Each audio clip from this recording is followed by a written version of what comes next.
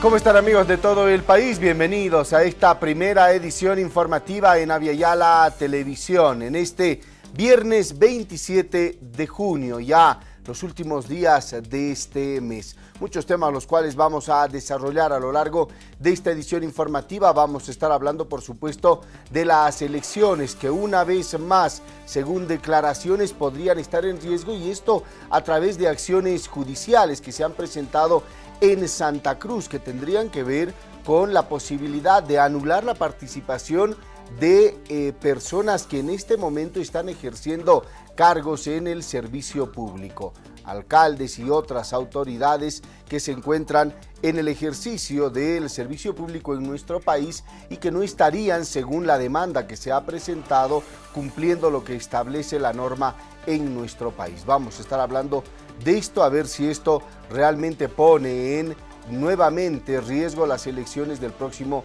17 de agosto. Y otro tema que lo dijo ayer también el presidente Luis Arce, pone en riesgo las elecciones, es la falta de recursos económicos. La Asamblea debería aprobar créditos, entre ellos se está pidiendo que, pese a que 2 veces ya en tratamiento y en reconsideración ha sido rechazado el crédito de JICA, sea aprobado para poder inyectar recursos y dólares, especialmente para el voto en el exterior. Vamos a estar hablando, por supuesto, de las elecciones generales en nuestro país. También vamos a hablar de lo que está pasando con la alerta sanitaria por sarampión. 3 casos ya se han confirmado en La Paz, el primero se ha confirmado en Cochabamba y mantiene su caso positivo en Potosí. Santa Cruz es el departamento que mayor número de casos positivos tiene, por eso es que se ha determinado ya las clases a distancia y desde el lunes se adelantan las vacaciones para Santa Cruz. Todavía la situación en La Paz y otros departamentos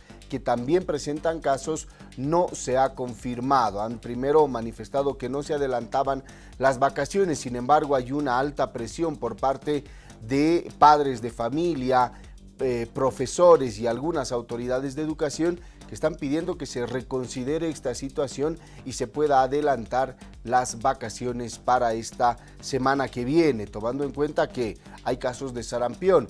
Las temperaturas están muy bajas en el departamento de Potosí. Se ha dado a conocer que el próximo lunes las temperaturas en la ciudad podrían bajar hasta 9 grados bajo cero y en el sudoeste llegar a 19 grados bajo cero, según el reporte que se tiene del Senami, esto en Potosí, claro, en municipios aledaños a este sector, y claro, eso repercute también en gran parte del occidente de nuestro territorio. Vamos a estar hablando de esto y por supuesto también del trabajo de la Asamblea Legislativa Plurinacional, que ayer hubo actividad en la Asamblea, pero no se trataron los créditos que están siendo tan requeridos en este momento por el Ejecutivo, tomando en cuenta las necesidades que hay. Además de un informe internacional de Standard & Poor's que alerta sobre la falta de posibilidad de nuestro país de pagar la deuda externa.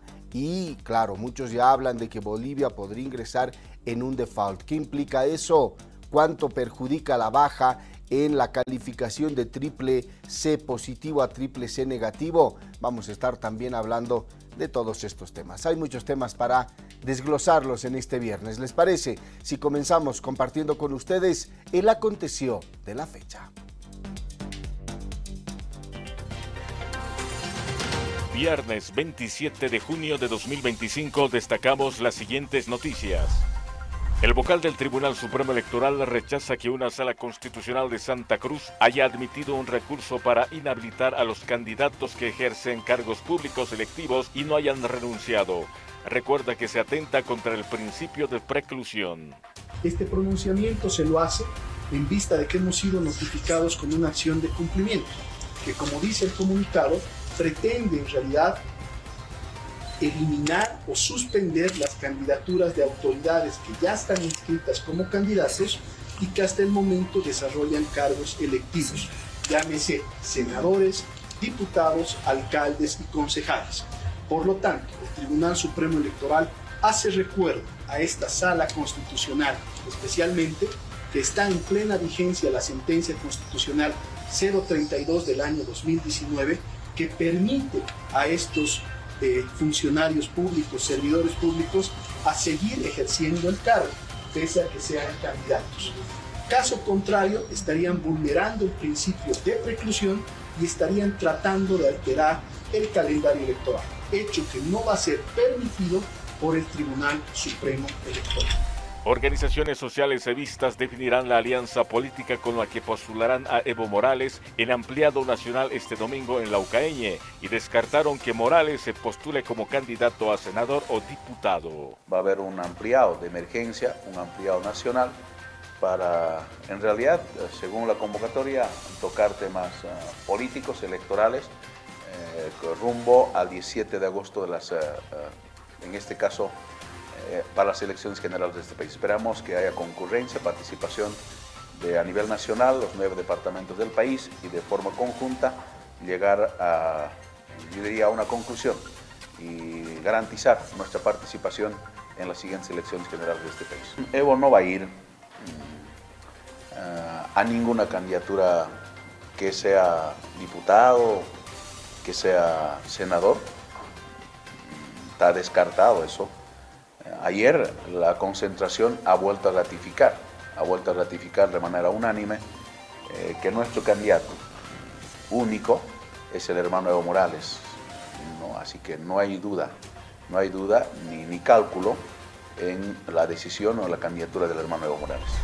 El presidente Luis Arce aseguró este jueves que es poco probable que el tipo de cambio del dólar vuelva a 6.96 debido a los efectos de la crisis internacional, la inflación mundial y el incremento en los costos de producción en el mercado extranjero. Asimismo, Arce reconoció que el país tiene dólares para vivir al día porque usa la divisa para los combustibles y la deuda, lo cual impide encarar el tema del mercado cambiario. El tratamiento de créditos en la Asamblea sigue empantanado y en especial el crédito de Jica por $100 millones.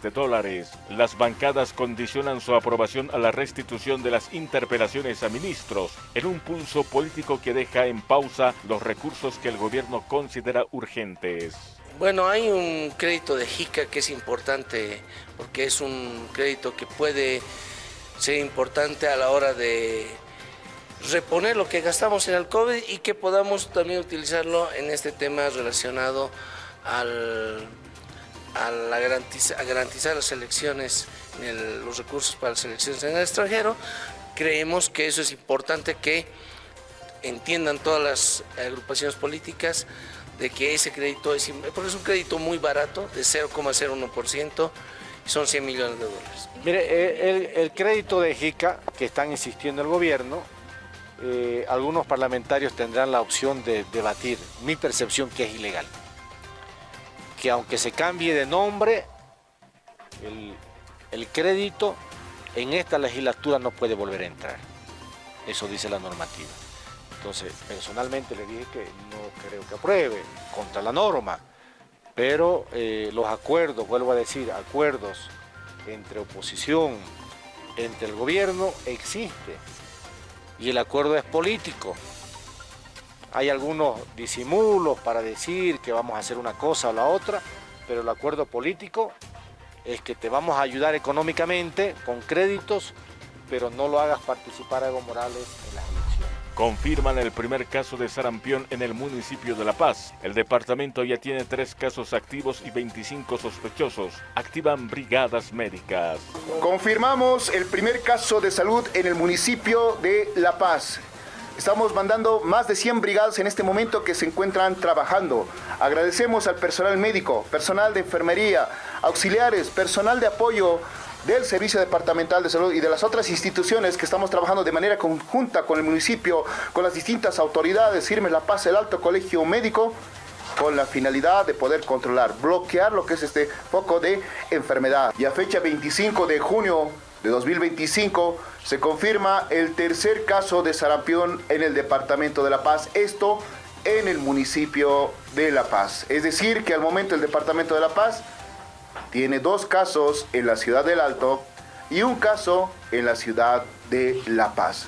El tercero se trata de un niño de 10 años de edad, es decir, en plena actividad en una unidad educativa de lo que es el municipio de La Paz.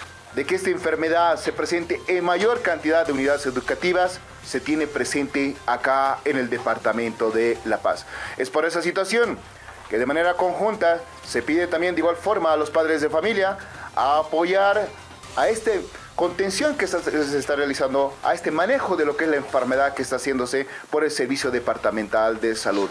Recordemos que en relación de lo que es el sarampión, existe una forma de prevención. Y la forma de prevención es la vacuna SRP, sarampión, rubiola, parotiditis. Y esta vacuna se distribuye de manera gratuita para niños menores de 5 años en todos los centros de salud. Personas que no se hayan vacunado. Existe lo que es la vacuna SR para mayores de 5 años que engloba todas las edades, pero el criterio es que esta persona no se haya vacunado. Segundo criterio, que esta persona cuando era niño y cumplía lo que es los rangos de lo que es 1 año hasta los 5 años, solamente haya recibido una dosis. En este caso, si es posible, colocar en lo que es la vacuna SR en la etapa adulta.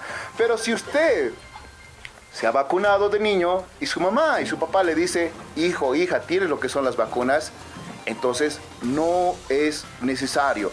Por otro lado, recordemos que hace más de 2 décadas, 3 décadas, 4 décadas, el personal de salud no nos preguntaba para lo que es la vacunación. Nos llevaban directamente lo que es en este caso a los centros de salud y nos vacunaban. Para la actualidad se está haciendo lo que es las preguntas pertinentes, siempre respecto a lo que es en este caso al niño y lo que es a la familia. Durante lo que es la primera semana hemos detectado lo que es de cada 10 niños, 3 solamente se encontraban vacunados. Eso sea lo que es la primera dosis, segunda dosis. Papá, mamá, usted me está escuchando. Hemos enumerado lo que son las consecuencias que te puede provocar esta enfermedad. Comparemos con el COVID. El COVID te contagiaba de 1 a 3 personas, a 1 a 3 pacientes. El sarampión tiene la capacidad de contagiarte a 18 personas. Es muy alto el riesgo. Y las consecuencias son de por vida. En Bolivia se identificaron 84 municipios en 7 departamentos con riesgo de incendios forestales, informó este jueves el ministro de Medio Ambiente y Agua, Álvaro Ruiz. Destacó también el apoyo de embajadas y organizaciones con cisternas y motocicletas para combatir el fuego. Y vamos a comenzar con el desarrollo informativo. ¿Están o no en riesgo las elecciones generales? Bueno, hay corren riesgo, según muchos analistas, las elecciones de ser postergadas por acciones que se han presentado, incluso por personas aliadas o cercanas a Manfred Reyes Villa e incluso diputados de Creemos. También las juventudes del movimiento al socialismo, que han planteado ya públicamente el argumento de que se va a iniciar una demanda ante los candidatos que no habrían renunciado a sus cargos, los que en este momento están ejerciendo algún cargo en el servicio público en nuestro país. Ante esta situación, el Tribunal Supremo Electoral ha expresado su preocupación ante la admisión de una acción de cumplimiento por parte de la Sala Constitucional Tercera del Departamento de Santa Cruz. Según el Tribunal Supremo Electoral, esta medida vulnera el principio fundamental del sistema electoral, como la preclusión y también el pluralismo político, además de afectar las atribuciones del órgano electoral plurinacional que están garantizadas en la Constitución Política del Estado. La acción en cuestión busca inhabilitar a candidatas y candidatos que participen en las elecciones del 17 de agosto del 2025, argumentando que el TSE habría omitido aplicar la causal de inegibilidad estipulada en el numeral 3 del artículo 238 de la Constitución Política del Estado, relativa a autoridades que ejercen cargos electivos. En este contexto, el Tribunal Supremo Electoral ha recordado que la sentencia constitucional plurinacional número 0032/2019 establece que quienes ocupan cargos electivos no están obligados a renunciar 3 meses antes para postularse nuevamente, a diferencia de los funcionarios designados o de libre nombramiento. El Tribunal Supremo Electoral subraya que esta sentencia constitucional sigue vigente y constituye un precedente claro sobre los requisitos de elegibilidad, razón por la cual consideran que cualquier intento de reinterpretar o desconocer esta disposición podría comprometer la seguridad jurídica y el normal desarrollo del proceso electoral en curso. Finalmente, el órgano electoral ha evocado también el compromiso asumido junto al órgano judicial y el Tribunal Constitucional Plurinacional durante el cuarto encuentro multipartidario e interinstitucional por la democracia. En esa línea han reiterado la necesidad de garantizar los derechos políticos de los ciudadanos, la participación de las personas y el respeto a las decisiones del ente electoral y la preservación de la institucionalidad democrática en Bolivia. Ese ha sido el argumento después de haber conocido que esta Sala Constitucional Tercera del Departamento de Santa Cruz admitió un recurso contra las personas que están postulando a ser presidente o vicepresidente y que no hayan renunciado 3 meses antes a su cargo.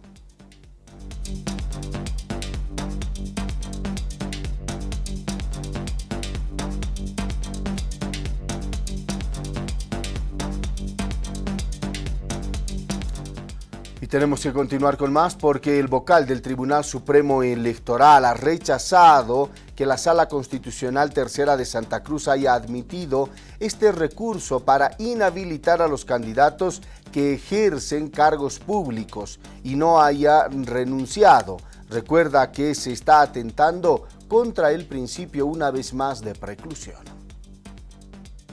Este pronunciamiento se lo hace en vista de que hemos sido notificados con una acción de cumplimiento, que como dice el comunicado, pretende en realidad eliminar o suspender las candidaturas de autoridades que ya están inscritas como candidatos y que hasta el momento desarrollan cargos electivos, llámese senadores, diputados, alcaldes y concejales. Por lo tanto, el Tribunal Supremo Electoral hace recuerdo a esta Sala Constitucional, especialmente que está en plena vigencia la sentencia constitucional 032 del año 2019, que permite a estos funcionarios públicos, servidores públicos, a seguir ejerciendo el cargo, pese a que sean candidatos. Caso contrario, estarían vulnerando el principio de preclusión y estarían tratando de alterar el calendario electoral, hecho que no va a ser permitido por el Tribunal Supremo Electoral. Seguimos con información rumbo a las elecciones generales, porque organizaciones sociales de Cochabamba definirán la alianza con la que postularán, dicen, a Evo Morales para estas elecciones.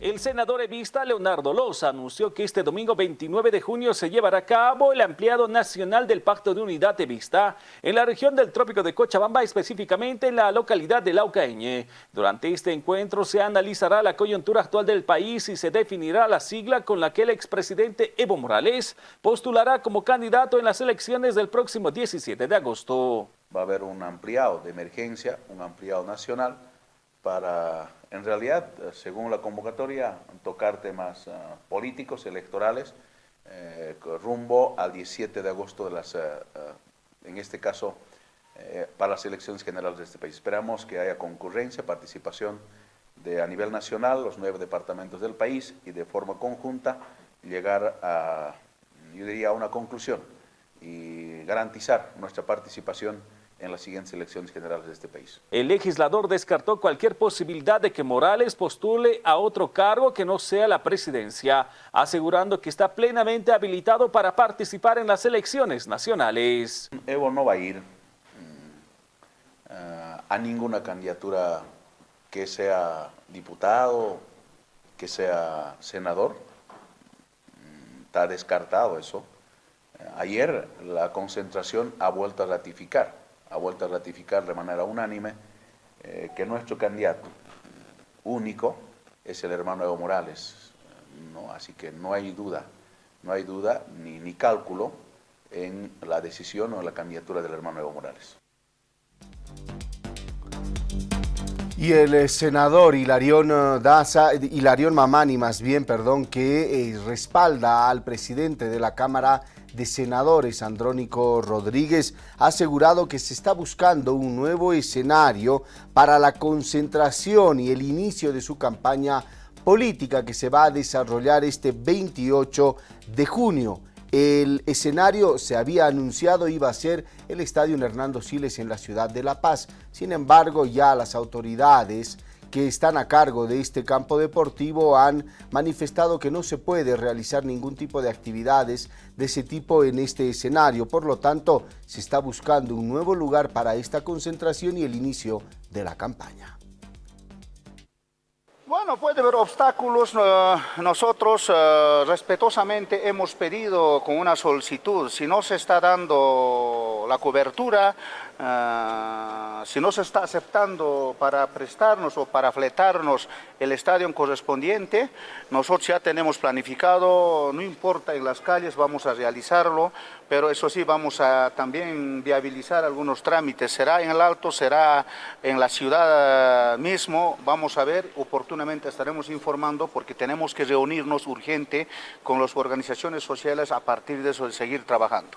No, una concentración porque es una proclamación, aquí ya no necesitamos marchas, no, acá necesitamos una concentración pacíficamente a un lanzamiento, a una candidatura, después de una pausa, eso sí, a partir del día sábado, Andrónico Rodríguez, Proyecto País, da viabilidad, continúa con su campaña, con todos sus movimientos populares en todos los sectores y a nivel nacional. Y seguimos con más porque ayer 26 de junio se recordó un año de los hechos que causaron problemas en la Plaza Murillo. Un intento de golpe de Estado según el gobierno y según otras autoridades un falso golpe. Recordemos que militares incurrieron hace un año atrás en la Plaza Murillo en lo que fue denominado un intento de golpe de Estado. El general Juan José Zúñiga encabezó este operativo que terminó en cuestión de horas, pero dejó una marca profunda en la memoria de los bolivianos y además una investigación que hasta el momento no ha dado ningún tipo de resultados. La tarde del 26 de junio de 2024 no traía señales de tragedia. En el corazón de La Paz, la Plaza Murillo transcurría en su habitual ajetreo, palomas, a turistas, a voceadores, policías con casco cancino. Pero a las 15:37 el sonido del metal sobre el empedrado cambió el curso del día y, según algunos, de la historia. Un rugido de motores militares y botas en formación irrumpió en la escena y la ciudad supo de inmediato que algo andaba muy mal. El general Juan José Zúñiga, entonces comandante del ejército, apareció como el rostro de una escena que parecía arrancada de un país distinto o de un siglo anterior. A la cabeza de tanques a soldados con fusiles en alto y vehículos blindados, se plantó frente a las puertas del Palacio Quemado. El viejo Palacio Quemado fue su primer destino. Allí quiso ingresar con paso firme y la mirada del país entera sobre él. Durante 47 minutos, Bolivia contuvo el aliento. Los celulares no dejaban de grabar, a los medios interrumpieron su programación y los mensajes de alerta cruzaban WhatsApp como relámpagos. Era un golpe, una maniobra, un show. La respuesta oficial llegó poco después, cuando el propio presidente Luis Arce bajó al patio interior del palacio y, rodeado de ministros y escoltas, se enfrentó al general sublevado. Fue un momento casi teatral. Dos poderes, uno electo y otro armado, cara a cara ante el país. El desenlace fue fulminante, la rebelión fue desactivada en cuestión de horas, el general fue reducido y conducido fuera del escenario, pero el eco del estruendo no se disipó tan rápido. Un año después, la escena sigue repitiéndose en la memoria colectiva como un déjà vu incómodo. El gobierno quiso cerrar filas en torno a su versión de los hechos, una intentona militar cuidadosamente planeada, una reacción presidencial decidida y una ciudadanía que salió una vez más a defender la democracia en las calles. Todos sabemos que ha sido un falso golpe de Estado, ¿no? Entonces no quieren investigar más porque, ¿qué van a decir? ¿Que se han equivocado? ¿Que quieren un teatro? Cuando ellos no quieren que se investiguen, lo plantan ahí. Todos sabemos muy bien que ha sido un teatro más dentro del gobierno y se lo han dicho, para para hacer protagonismo. Un documental oficial recoge esa línea argumental con precisión. 16 unidades militares comprometidas, casi 1000 efectivos movilizados, a cientos de armas, a miles de municiones. Una operación quirúrgica que, según el órgano ejecutivo, solo fue frustrada por una reacción oportuna y el temple político. No, pues, aquí hay una persona clave, es el general Zúñiga. Está detenido de forma abusiva en un penal, cuando él ha denunciado de que es autogolpe, perpetrado, planificado de manera muy abusiva por parte de este gobierno Luis Arce Catacora David Choquehuanca. A los minutos nos hemos dado cuenta que era autogolpe. Pero en paralelo, otra narrativa se abre paso como una sombra persistente, la del autogolpe. Algunos sectores de la oposición y del periodismo crítico sostienen que todo fue una puesta en escena, un acto desesperado para victimizar al poder y recuperar legitimidad. No hay pruebas concluyentes y tampoco las hay por ahora para desmontar esa hipótesis, pero la duda sigue ahí, como una mancha que no se borra del todo. Bueno, esto ha sido un autogolpe, realmente una payasada armada por el actual gobierno y por eso prácticamente ni siquiera se ha realizado una investigación a fondo sobre este tema. Nosotros vamos a seguir insistiendo que ha sido un autogolpe para intentar lavar la imagen que estaba totalmente por los suelos del gobierno de Luis Arce y por eso tampoco existe en este caso el proceso ni existe la investigación a fondo. Esperemos que con un nuevo gobierno pueda existir una investigación muy profunda sobre este tema. Zúñiga, en tanto, sigue detenido. La investigación avanza en medio de acusaciones cruzadas de obstrucción y encubrimiento. El Senado instaló una comisión especial que busca reconstruir la verdad de aquel día, pero hasta ahora no logró respuestas claras ni unanimidades políticas. Lo que sí quedó en evidencia es que las lealtades dentro de las Fuerzas Armadas están lejos de ser monolíticas. Pero hemos cumplido de igual manera, se nos han obstruido una investigación sana y clara, pero asimismo logramos nosotros entrevistar, solo nos falta entrevistar al señor Zúñiga, que es la clave principal, y eso están evitando de todos los medios. Ahora ya hay una acusación formal que está ya en un tribunal que nos está evitando igual hacer la entrevista, pero vamos a hacer nosotros esta entrevista para aclarar todo eso. Hay quienes dicen que ese 26 de junio Bolivia se asomó al abismo, que por un instante la democracia colgó de un hilo. Otros más escépticos creen que fue un teatro sin víctimas fatales, pero con mucha utilería política. Lo cierto es que aquel día dejó heridas físicas en los 14 civiles heridos durante la jornada y simbólicas en la percepción de estabilidad institucional. Desde entonces el proceso judicial avanzó, aunque de forma gradual. La Fiscalía Departamental de La Paz presentó el 12 de mayo la acusación formal contra Zúñiga y otras 21 personas, entre militares en retiro, en servicio pasivo y civiles, por los presuntos delitos de terrorismo, alzamiento armado contra la seguridad del Estado y resoluciones contrarias a la Constitución y las leyes. Al cumplirse un año, la Plaza Murillo no deja de estar bajo vigilancia, no por una amenaza inminente, sino por el peso de la memoria. Las palomas volvieron, también los voceadores y los turistas, pero cada vez que un motor militar resuena a lo lejos, alguien gira la cabeza, no por paranoia, sino por instinto. Después de todo, en Bolivia el pasado tiene la costumbre de colarse por las rendijas del presente. Y a un año de este grave hecho en la Plaza Murillo, el viceministro de Medio Ambiente y Agua, Álvaro Ruiz, ha manifestado que pese a todos los intentos de desestabilización que se ha tenido contra el gobierno y un boicot económico en la Asamblea, el gobierno dice ha sabido sobresalir de todo esto y ahora no se entiende cuál ha sido el accionar y el propósito del señor Zúñiga con la incursión a Plaza Murillo con Fuerzas Armadas. Pese a todos los ataques y pese a todos los bloqueos en carreteras, en caminos y el boicot económico que hemos tenido en la Asamblea, ha avanzado. Ha sido el pueblo ese día que ha también inmediatamente ha ido a Casa Grande y la determinación del presidente ese día de afrontarlo al general golpista, ¿no?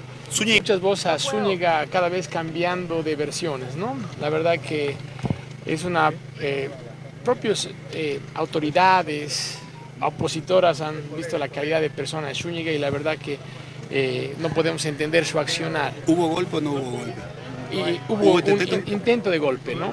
Intento de golpe. Yo creo que él no midió que el presidente iba a reaccionar de esa manera, ¿no? Él pensó que todos podían haber salido por la puerta de atrás y fue al contrario.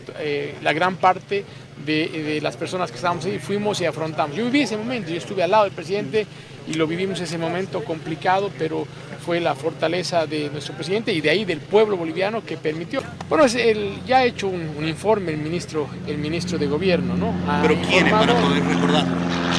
Ahorita no voy a entrar en ese detalle, simplemente ese día fue la valentía del presidente y de algunas autoridades que acompañamos y afrontamos ese duro momento, ¿no? para el país.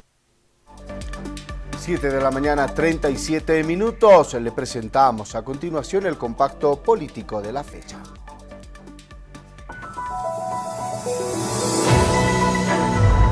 El presidente del Estado, Luis Arce, defendió la transparencia de la compra del predio agrícola Adanieva de 2.187.8 hectáreas, realizada en 2021 por su hijo Rafael Ernesto Arce Mosqueira, entonces de 25 años. La propiedad, ubicada en Santa Cruz, fue adquirida por $3.3 millones.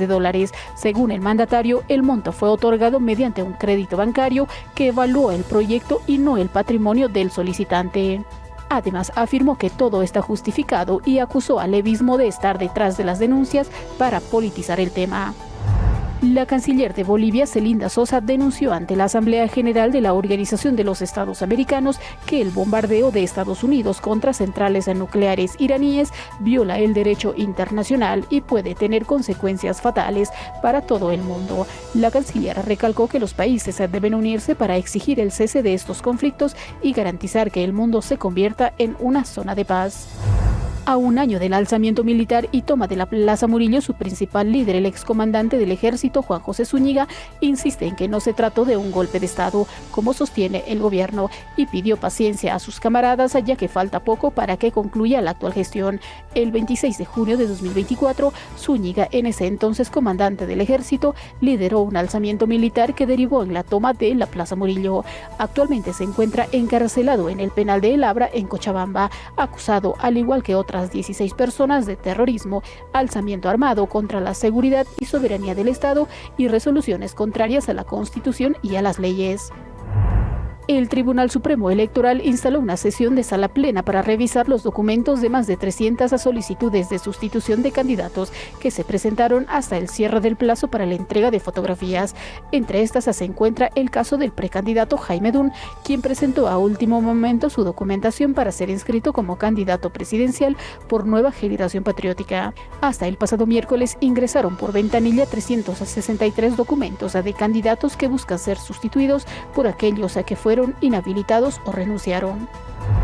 Bolivia y la República de Corea acordaron la creación de la Liga de Amistad Parlamentaria Boliviano-Coreana, un mecanismo institucional orientado a promover el diálogo político, el intercambio legislativo y la cooperación interparlamentaria. La iniciativa busca consolidar una plataforma permanente para el fortalecimiento de los vínculos entre los órganos legislativos de ambos países y contribuir al desarrollo de proyectos conjuntos con una visión de largo plazo.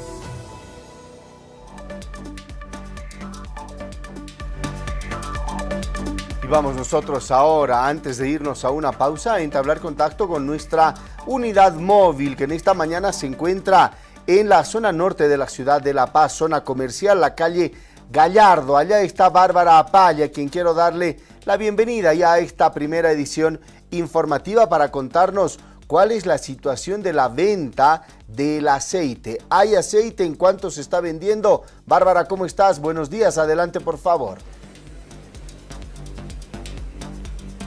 Buenos días, Milton. Así es, son las 7 de la mañana con 41 minutos y precisamente estamos en la calle Gallardo. ¿Qué es lo que va a suceder con el abastecimiento de aceite? ¿Se viene el fin de semana? ¿Hay, no hay?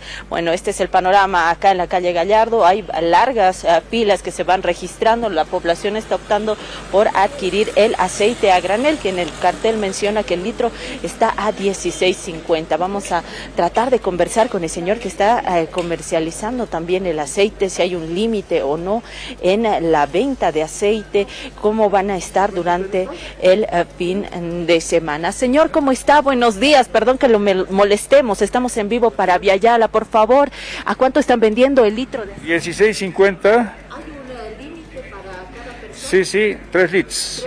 3, vamos bajando.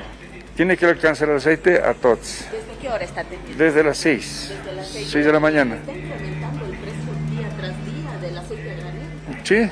¿Cada cuánto está incrementando? En la semana, una vez, también, a veces. No tan bien. ¿La semana pasada cuánto estaba? Estaba 15.50, después 16, sí. ¿En boliviano? 50 sí.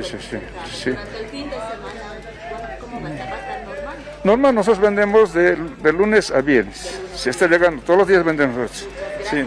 Dejamos trabajar ahí, la población también se está quejando, tomando en cuenta de las entrevistas que estamos haciendo. Vamos a tratar de conversar con ellas. Señor, ¿cómo está? Buenos días, estamos en vivo para Viayala, haciendo fila para el aceite. Sí, no, gracias. Ok, hay personas que no quieren hablar. Señora, ¿cómo está? Buenos días. Tiene que hacer filas para conseguir. Sí, pues estoy haciendo fila para comprar, pero apenas están vendiendo. Hay algunos que están comprando familia, entre 3 personas, así. Yo solita he venido 3 litros, nomás voy a comprar. ¿Y eso le abastece o no le abastece? No, pues no abastece eso. No abastece. Hacer fila con las botellas. Sí, hay que comprar las botellas. Por 3 litros voy a venir, estoy viniendo a comprarme. ¿Hay aceite en las zonas de barrio, en las tiendas de barrio? En las tiendas no hay. Le cuento que aquí deben ir aquí a la Uruguay, ahí adentro donde venden café. Están vendiendo así, a granel, pero están vendiendo a 48 de 2 litros. Yo he ido antes de ayer ahí en la parte de atrás donde venden fideo, ahí están vendiendo así. Antes de ayer yo fui ahí, había habido a granel, pero están vendiendo a 48, salido a 24 el litro. No hay gracias. Que vaya. Vamos a ir, muchas gracias, Milton. Ahí está, hay personas que están realizando también la denuncia. Dice que están viniendo con cada uno de los integrantes de la familia para poder adquirir el aceite. Vamos a tratarnos de acercar. Señora, ¿cómo está? Buenos días. ¿Desde qué hora está haciendo fila usted? Yo desde 6:30. ¿A cuánto está el precio del... ¿Desde dónde está viniendo? Desde Ampatoria vine yo atrás del pueblo. 3 litros. A las 5 y salí de mi casa. Pese al frío tiene que hacer fila. Sí. ¿Le abastece los 3 litros? ¿Cuántos litros va comprando? Ahora 3, dice. No he comprado. Anteriores me he comprado. De la chamapa, 1 litrito. ¿Cada cuánto tiene que hacer fila para conseguir aceite, señor? Eso, no sé todavía. Recién estoy viniendo aquí. ¿Qué opina de la situación? ¿Cómo ve esto? ¿Hay que hacer fila también para la carne? Sí, ahorita pues también. Gracias, ahí están, vienen desde Ampaturi y Milton para realizar filas. Hay jóvenes también quienes están haciendo fila acá en este punto en específico donde el aceite se está comercializando a 16 bolivianos con 50 centavos. La fila dobla la esquina de esta calle precisamente. La población también tiene que gastar para poder comprar una botella de plástico y así poder abastecerse. Hay mucha molestia, se pide también el control de las autoridades. Nosotros seguimos avanzando y también hay emprendedores, como ustedes lo acaban de escuchar de fondo, están ofreciendo las botellas PET para poder conseguir el litro de aceite. Acá en un principio se está comercializando 3 litros de aceite por persona, sin embargo esto va reduciendo, tomando en cuenta que debe alcanzar para todas las personas que están realizando fila. Vamos a tratar de conversar con otras personas también. Señor, ¿cómo está? Buenos días, estamos en vivo. ¿Tiene que hacer fila para conseguir aceite? Así es, señora, hay que hacer fila. ¿De qué hora está? Ya estoy así, 2 horas, 3 horas ya estoy aquí haciendo fila. ¿Cuántos litros necesita? Yo quiero 4 litros y medio, pero están vendiendo a 3 litros nomás que están vendiendo. ¿Qué le parece el precio? ¿Es una... No, sí que ha subido. Ayer estaba aquí en 50, hoy sí que está 16.50 ya. ¿Qué opina el trabajo de las autoridades? Claro, porque mira, las tiendas sí que están reclamando y por eso están vendiendo a 16.50. ¿Y cada cuánto tiene que hacer fila para poder conseguir? Mira, yo estoy volviendo, aquellos años hacía fila igualito yo. Para pan era fila antes, igualito estamos volviendo ya. Sí, está. Gracias, señora. Hay mucha molestia también. Se está pidiendo la presencia de autoridades para que puedan ordenar la comercialización del litro de aceite a granel. Milton, en las tiendas de barrio no se puede encontrar el aceite, que es uno de los alimentos o insumos principales para poder preparar la comida día tras día. Mira, seguimos avanzando y la fila continúa extendiéndose. Vamos a tratar de hablar con las señoras también. Señora, ¿cómo está? Buenos días. Mira, tanta arroz llega. ¿Y por qué nos venden tan caro? Mira. Falta control de las autoridades. Del alcalde, el señor alcalde, ¿qué hace, señorita? ¿Sabes qué? Están ocultando el pan. Quieren vender a 70 a 1 peso. Quiere que la gente se acostumbre a comprar así. ¿Y el alcalde qué hace? ¿Por qué oculta? ¿Por qué no va a los hornos? ¿Cuánto dan de harina? ¿Quién está haciendo? ¿Para qué es alcalde, señorita? Así están haciendo en las zonas. Allá en las 17 de Obrajes no hay pan. De ocultitos venden. Pero... Gracias, ahí está también, hay molestia por parte de la población que está haciendo fila. No solamente hay molestia en el tema del aceite, sino también en el tema de otros alimentos. Milton, lo escucho.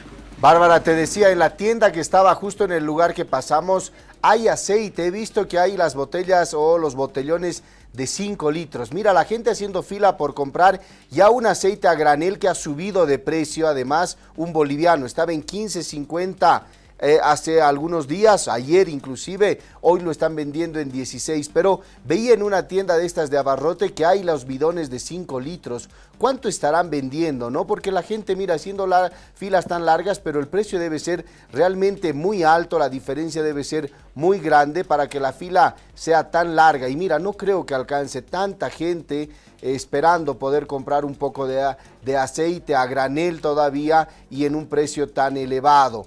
Tú lo habías definido, Bárbara, y lo habíamos verificado. Las caseras del Mercado Lanza decían, mira, tengo que ir a hacer fila a las 4 de la mañana, ya es muy cansador esto. Mucha gente estaba pensando en cerrar incluso sus negocios. Y claro, esta es la muestra de esa fila tan larga por el aceite, ¿verdad? Exactamente, Milton, la población necesita abastecerse para el fin de semana. Habían rumores de que no se iba a comercializar el aceite durante el fin de semana. Mira, la fila, ustedes lo han visto, nos han acompañado, hemos hecho el recorrido y la fila continúa extendiéndose a la calle paralela. Pues bueno, vamos a ver si logra alcanzar el aceite. Vamos a tratar de hablar con un señor. Señor, buenos días, estamos en vivo, tiene casi al final de la... Estamos enojados porque hacen tanta cola aquí, gobiernos mentirosos. Puro mentiroso, no hay que apoyar a nadie, no vamos a apoyar a nadie. ¿Cree que alcance el aceite para...? Ojalá que alcance ahorita, mira, desde la esquina suele estar ahí, ahora tanto, no. ¿El aceite en las tiendas de barrio ha podido encontrar usted? No, hace 2, 3 semanas atrás he venido a comprar el huerto, vendiendo un poquito, me estoy midiendo, ¿Qué opina de esta situación? ¿Qué le dice a las autoridades? Todo mal, señorita, todo mal, no vale así. Así que haremos, no, las áreas mentirosos, todos mentirosos, ladrones son. Muchas gracias, señora. Ahí está, hay molestia a Milton, en toda la población que tiene que hacer fila, tiene que batirse para poder llegar hasta este lugar. Hay frío y pues bueno, tienen que esperar a ver si alcanza también el aceite que se está comercializando en uno de estos puntos. El aceite a granel, la población va optando y por supuesto el precio está el litro a 16.50, Milton. Molestia tremenda de la población al tener que hacer tanta fila. Y claro, hay mucha gente que tiene negocios, Bárbara, y una persona se quejaba, decía, vienen con la familia entre 3 personas, pero es que si le venden 3 litros a una, lamentablemente no le va a alcanzar. Imagínense que venda, no sé, pollo a la bróster. 3 litros no alcanzan para poder sacar adelante su emprendimiento, su negocio, su restaurante. Entonces tiene que sacrificar también, imagínense, al esposo, la hija o el hijo para que hagan fila todos juntos desde la madrugada y poder comprar así 8 o 9 litros de aceite para el negocio que tengan las personas. Es lamentable esta situación. Ha subido el aceite, hay que comentarle a la gente, estaba en 15.50 el a granel, ahora se está vendiendo en 16.50. Vamos a estar atentos a todo aquello. Bárbara, muchísimas gracias por este contacto. Será hasta más adelante.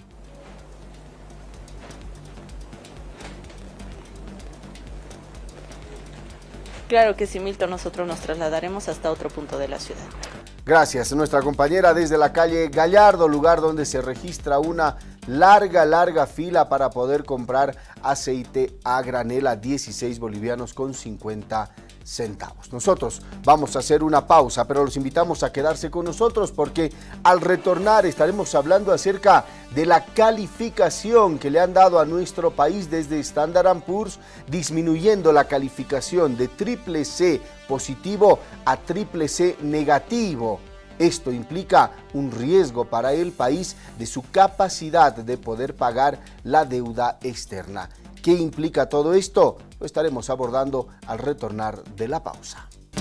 Y tenemos que continuar con más. Vamos a abordar temas económicos porque en las últimas horas lo habíamos indicado. Standard & Poor's ha bajado la calificación de Bolivia y alerta un riesgo en la capacidad de pago de deuda de nuestro país. La empresa de servicios financieros ha bajado la calificación de Bolivia de CCC positivo a CCC negativo y advierte que las disputas políticas limitarán la capacidad del gobierno para poder abordar sus responsabilidades internacionales y se podrían generar desequilibrios económicos.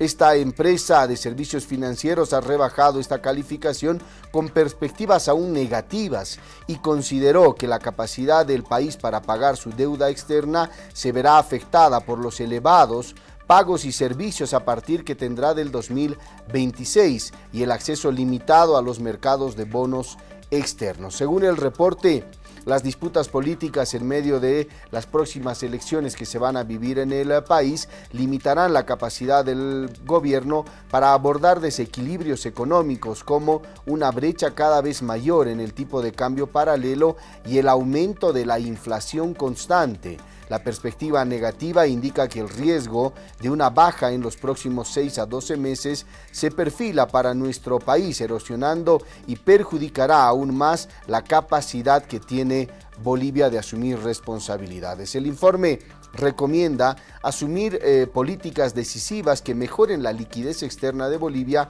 y apunten a un perfil fiscal más sostenible.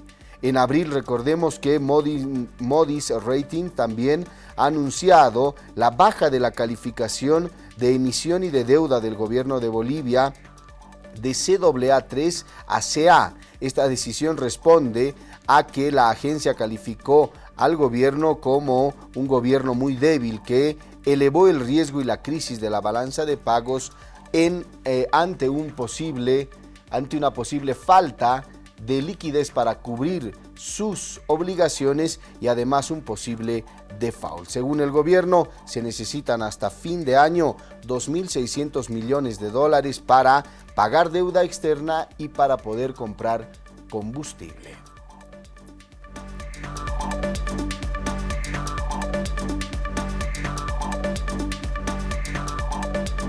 Y para hablar y ampliar este tema tenemos entrevistas en la primera.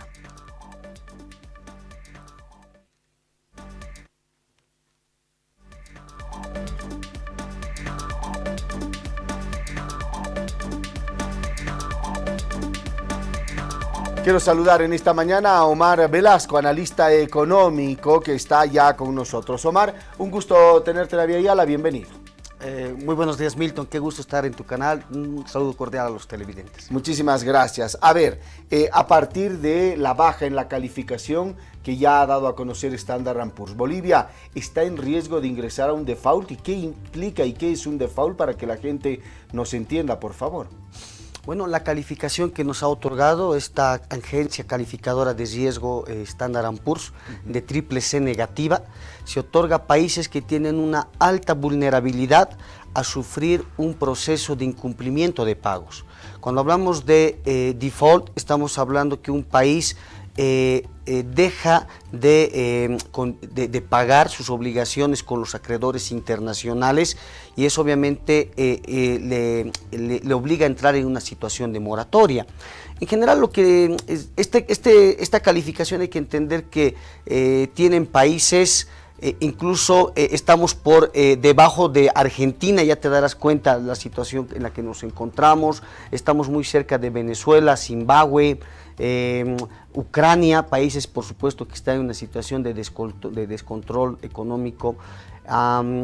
Pero lo que advierte en realidad Standard & Poor's es que hacia el año 2026 es cuando en realidad el país estaría en proceso de experimentar esta situación de incumplimiento de deuda. Ahora, hacen referencia a la situación política que llevaría hacia ese escenario, pero también a la constante o al constante incremento en la inflación en nuestro país. Estos son elementos que también están coadyuvando a poder llegar a ese escenario de no poder pagar nuestras responsabilidades y nuestra deuda a nivel internacional, Omar. Bueno, yo comenzaría en realidad explicando a la población que, digamos, para ver si un país es o no sujeto de crédito, hay indicadores financieros que te dicen si el país cuenta o no con la solvencia para prestarse, ¿no? Hemos ido haciéndole mucho énfasis al tema del saldo de la deuda en relación al producto como un indicador referencial, pero hay otros indicadores, Milton. Por ejemplo, está el tema del servicio de la deuda en relación a las exportaciones, porque lo que la calificadora, por ejemplo, resalta es que estamos cada vez incrementando el servicio de la deuda, es decir, el pago de las amortizaciones y los intereses en proporción a lo que estamos generando como divisas a partir de nuestras exportaciones.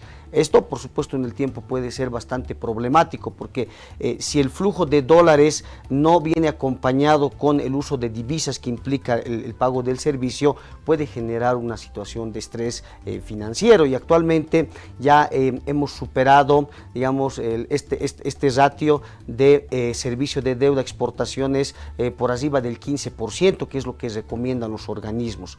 Pero otro tema más importante incluso es el tema del crecimiento económico, porque para que un país pueda pagar su deuda se tiene que generar ingresos, y los ingresos del Estado vienen de los impuestos que se recauda a partir del crecimiento económico. Y lo que estamos viendo en el contexto reciente es una suerte de casi estancamiento económico de la economía nacional, y en paralelo tenemos tasas de interés que continúan subiendo.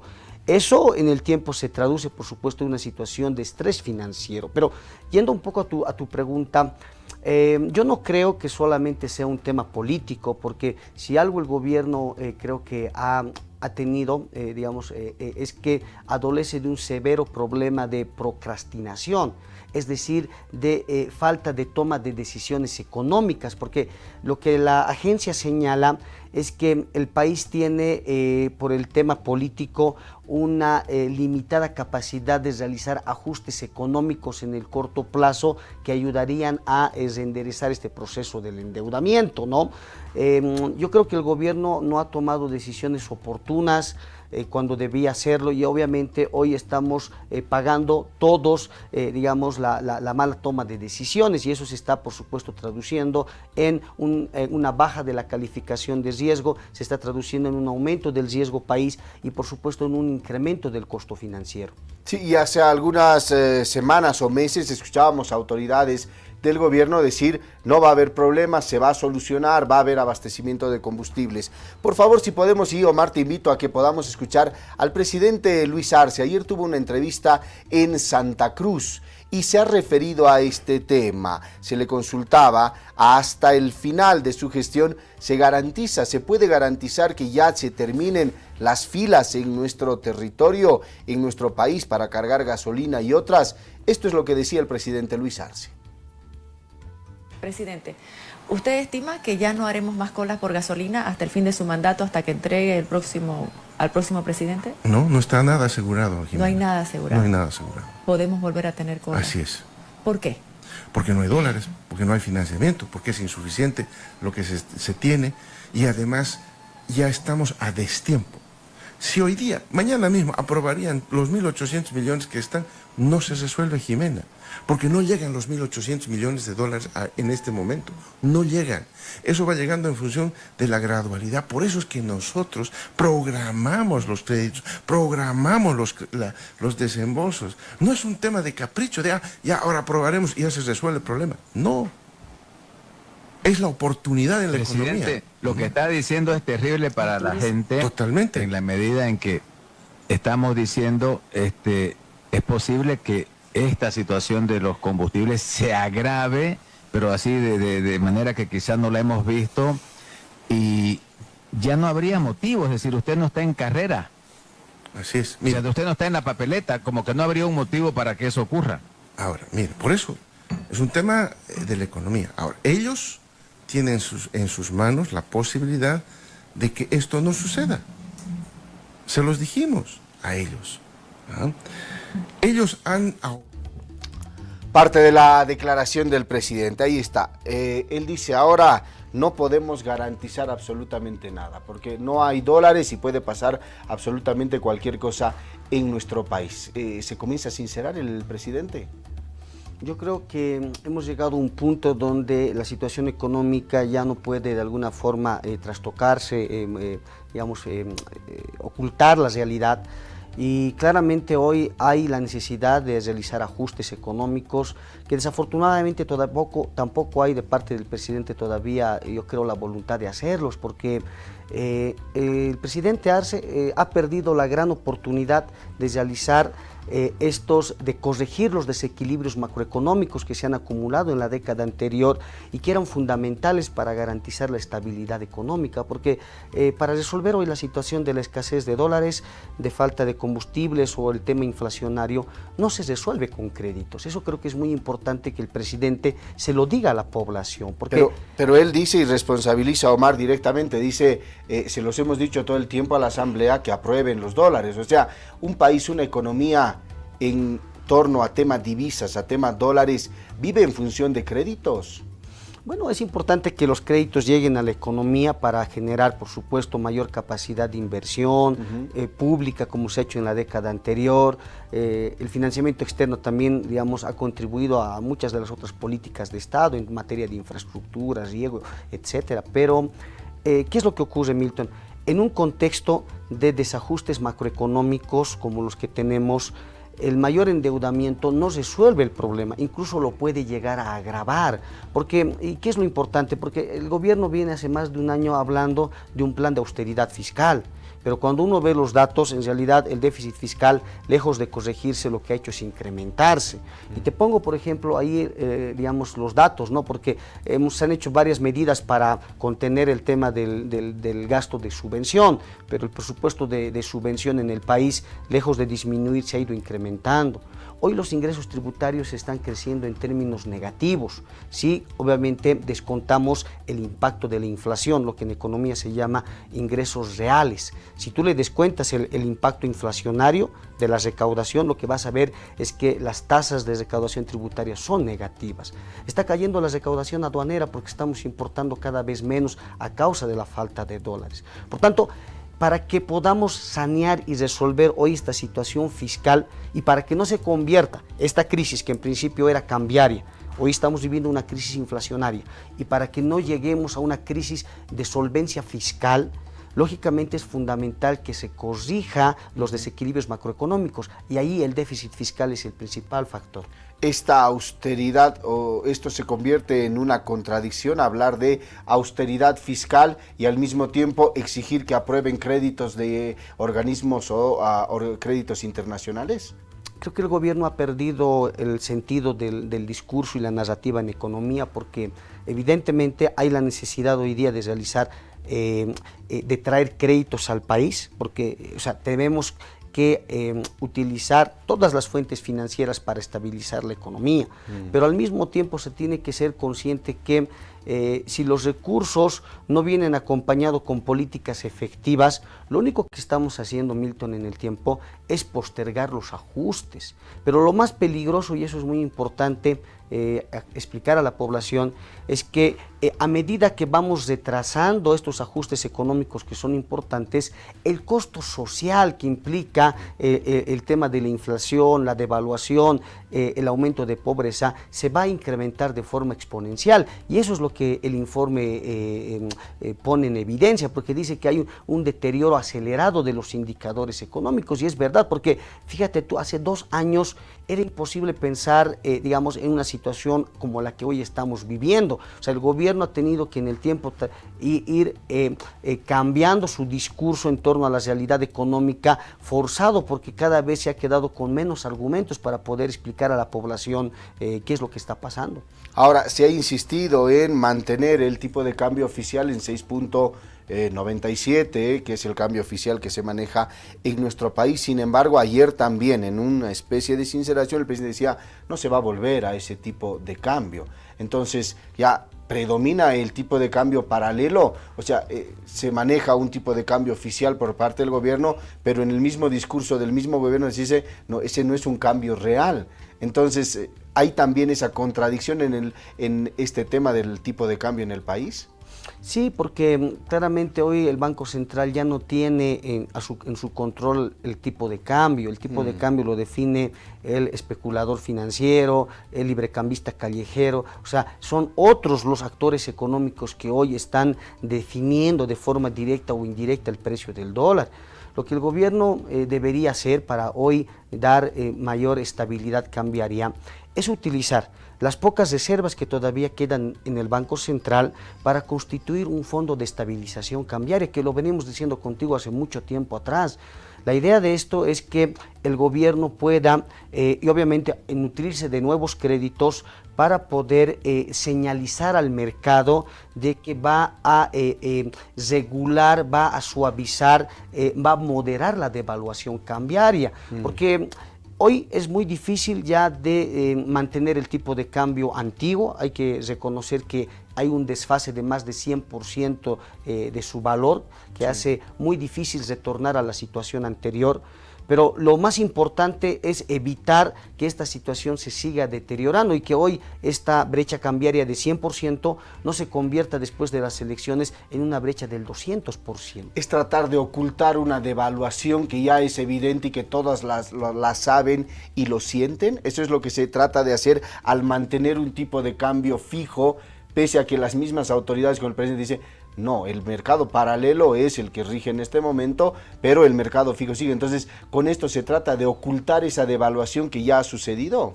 Exactamente, a eso le vamos a denominar ajuste endógeno desordenado, porque en realidad lo que ha ocurrido en el tiempo es que los ajustes económicos que era prioridad que el gobierno los pueda encarar, se han ido haciendo de forma básicamente, digamos, se ha ido ajustando la economía de forma natural. Uno de estos casos ha sido el tema del tipo de cambio, que ha comenzado a incrementarse en el mercado paralelo, pero no es el único precio que se ha ajustado. Tú ves el tema de la gasolina, el diésel, o sea, tú en provincia tú vas a ver que el precio no está al precio subvencionado, se está vendiendo a 8, 10, 12 bolivianos, incluso a 15. Entonces eso muestra de que ya se ha levantado incluso la subvención de forma de facto. Luego tienes este tema del ajuste fiscal, porque digamos se ha reducido de manera significativa la inversión pública, se ha penalizado digamos algunos gastos que son importantes para el crecimiento económico, se está desincentivando las exportaciones por el lado de los cupos que se han fijado. O sea, se han hecho medidas que, repito, en el tiempo no son efectivas y que en realidad están de alguna forma, y tú lo decías bien, adornando hoy la situación económica, como tratando de generar una sensación de estabilidad, cuando en realidad el bolsillo de la población vive otro contexto. Sí, ahora dejar todo esto en manos de la Asamblea Legislativa Plurinacional, ¿es posible, es responsable? Decir, si no aprueban créditos, no sabemos lo que pueda pasar. Bueno, por supuesto aquí hay cotas de responsabilidad. Yo creo que la Asamblea también ha jugado un rol importante, porque en la medida que estos créditos no se han aprobado de forma oportuna, y ahí creo que es cierto esa afirmación, lo que hay que recordar es que la pregunta es ¿qué ha hecho el gobierno para generar un buen clima de relacionamiento con la Asamblea? Porque en el tiempo en realidad lo que ha ocurrido es un mayor tensionamiento, ¿no?, entre los distintos partidos políticos y facciones que hay al interior de la Asamblea, porque si el gobierno realmente tenía la perspectiva de asegurarse que el flujo de financiamiento externo pueda ingresar al país con total normalidad. Lo que tenía que hacer con seguridad era establecer puentes de diálogo con la Asamblea, con los legisladores, evitar que estas tensiones políticas que se han ido recrudeciendo perjudiquen su gestión económica. Y obviamente hoy el fracaso económico es también resultado del fracaso político que no se ha hecho dentro de la Asamblea. Que es parte de una función de un gobernante, de un presidente, buscar por supuesto este tipo de consensos. Ahora, esta situación que se está tratando de ocultar, esta devaluación, ahora, ¿a cuánto podemos decir que ha llegado? Habíamos ido en cada una de las entrevistas graduales que hemos tenido, Omar, hemos ido subiendo la devaluación de nuestra moneda. A esta altura, ¿a cuánto ha llegado esa devaluación, calculas tú? Mira, estamos ahorita con un tipo de cambio más o menos en las plataformas virtuales de entre 15, 50, 16 bolivianos, lo vamos a redondear. Eso en términos relativos implica una devaluación del boliviano en cerca de 2 años de más o menos 140%. Pero eso es al día de hoy, Milton. O sea, lo que vamos a tener, y es lo que la agencia calificadora está preveyendo, es que las tensiones cambiarias no se van a resolver en el corto plazo. Eso quiere decir que vamos a tener nuevos brotes especulativos, ataques contra el tipo de cambio, que básicamente van a estar también alineados al tema de las elecciones, porque en el momento que haya en el país mayor tensión política en términos de lo que pueda ser los resultados de las elecciones, obviamente eso puede también incidir sobre el tipo de cambio. Entonces yo esperaría, ¿no?, de que hasta el mes de agosto vamos a seguramente superar los 17 bolivianos, incluso con el riesgo de llegar hacia fin de año a 20 bolivianos por dólar. Y el problema, y cierro esta idea, es que mientras más grande es esta brecha, este boquete cambiario, el tamaño de la crisis en el país va a incrementarse. Por eso es fundamental que hoy las pocas reservas internacionales que nos quedan no se utilice para disfrazar una estabilidad económica que no existe y con esto se esté comprando combustible. Se tiene que utilizar ese poco oro para garantizar, para defender la moneda, para evitar que el tipo de cambio se siga disparando de forma bastante acelerada, porque eso lógicamente va a implicar en el tiempo un mayor sacrificio en términos sociales para la población. Ahora, si esta devaluación la llevamos al salario mínimo, por ejemplo, y la convertimos, porque la gente dice, ¿cómo es ese tema de la devaluación si mi sueldo sigue siendo el mismo? El año 2005 el sueldo era aproximadamente 500 bolivianos el salario mínimo, que estamos hablando alrededor de 70 dólares el salario mínimo en nuestro país.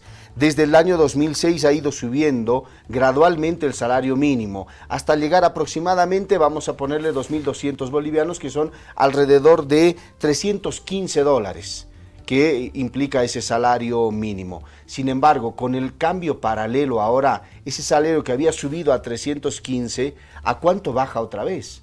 Si estamos hablando de promedio 15 bolivianos el tipo de cambio paralelo, estamos hablando de que nuestro salario ha bajado a 140 dólares otra vez.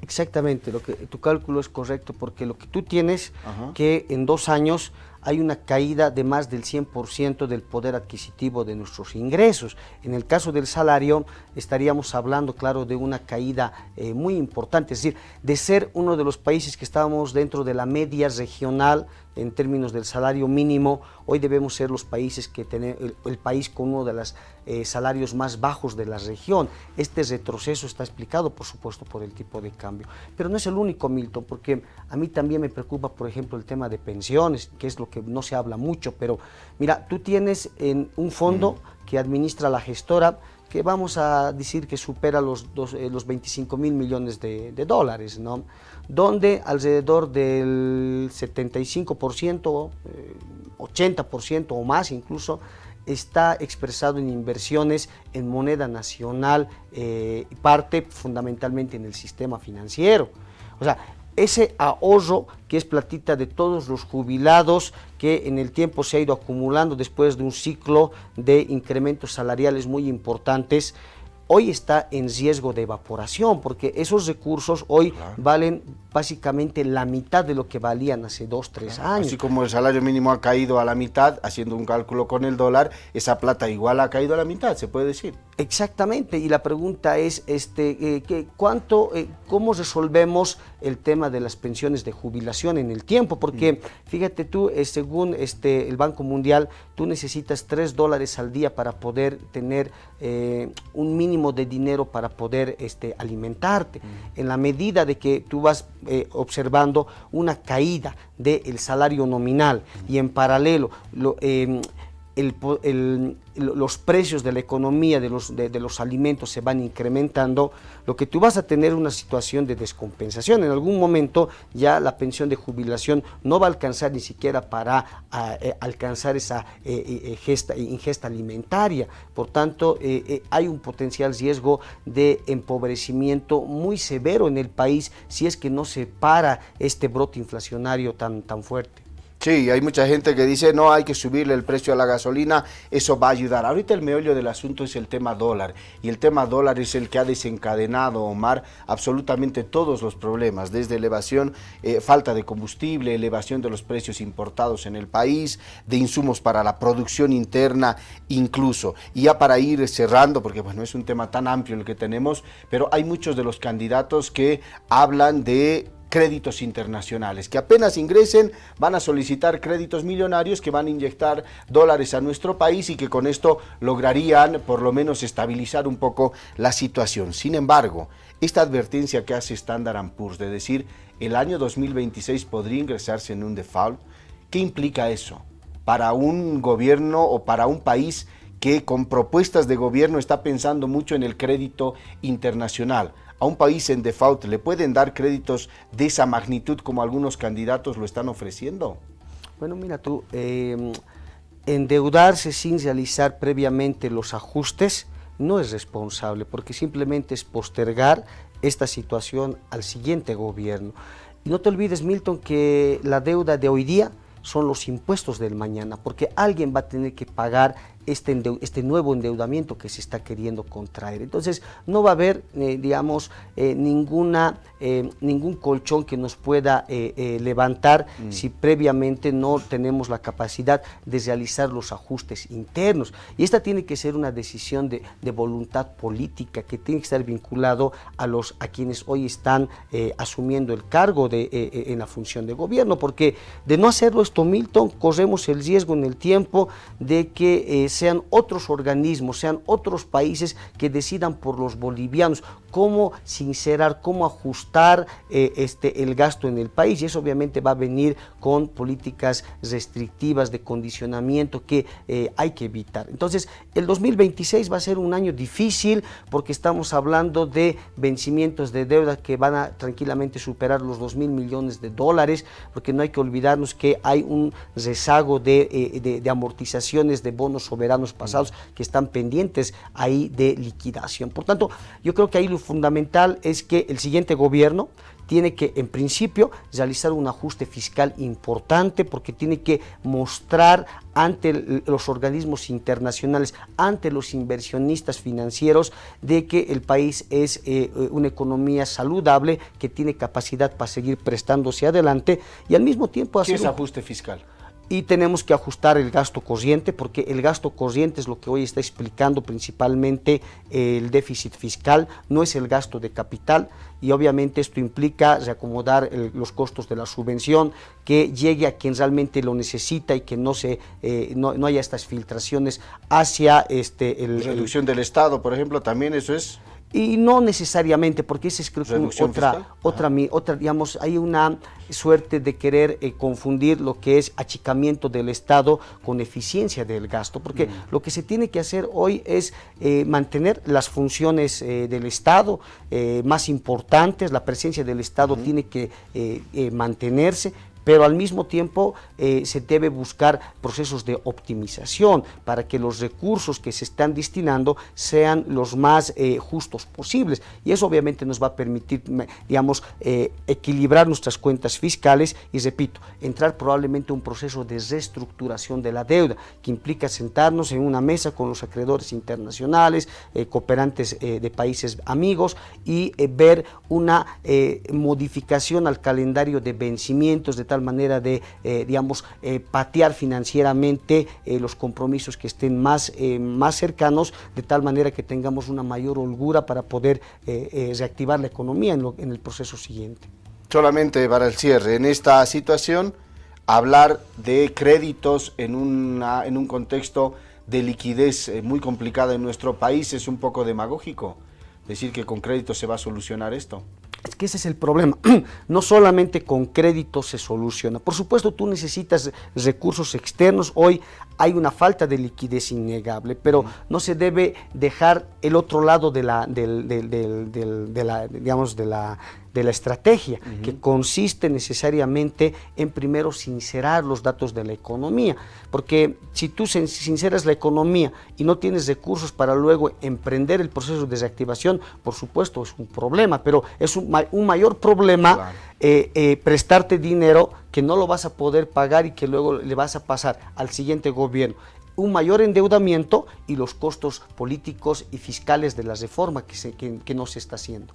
Omar, quiero agradecerte por estos minutos, muy amable. Gracias, Milton, un saludo cordial a la población. Muchísimas gracias. Y yo me quedo con esta frase que nos acaba de decir Omar: el crédito que se solicite hoy es el impuesto del mañana. Entonces ya usted se imaginará cómo está la situación y cómo se solucionaría después y cómo se pagarían estos créditos que se están insistiendo tanto en aprobar ahora, y esos créditos que se anuncian por candidatos de que podrían solucionar también o apalear la situación económica del país. Hacemos una pausa y enseguida volvemos con más de La Primera.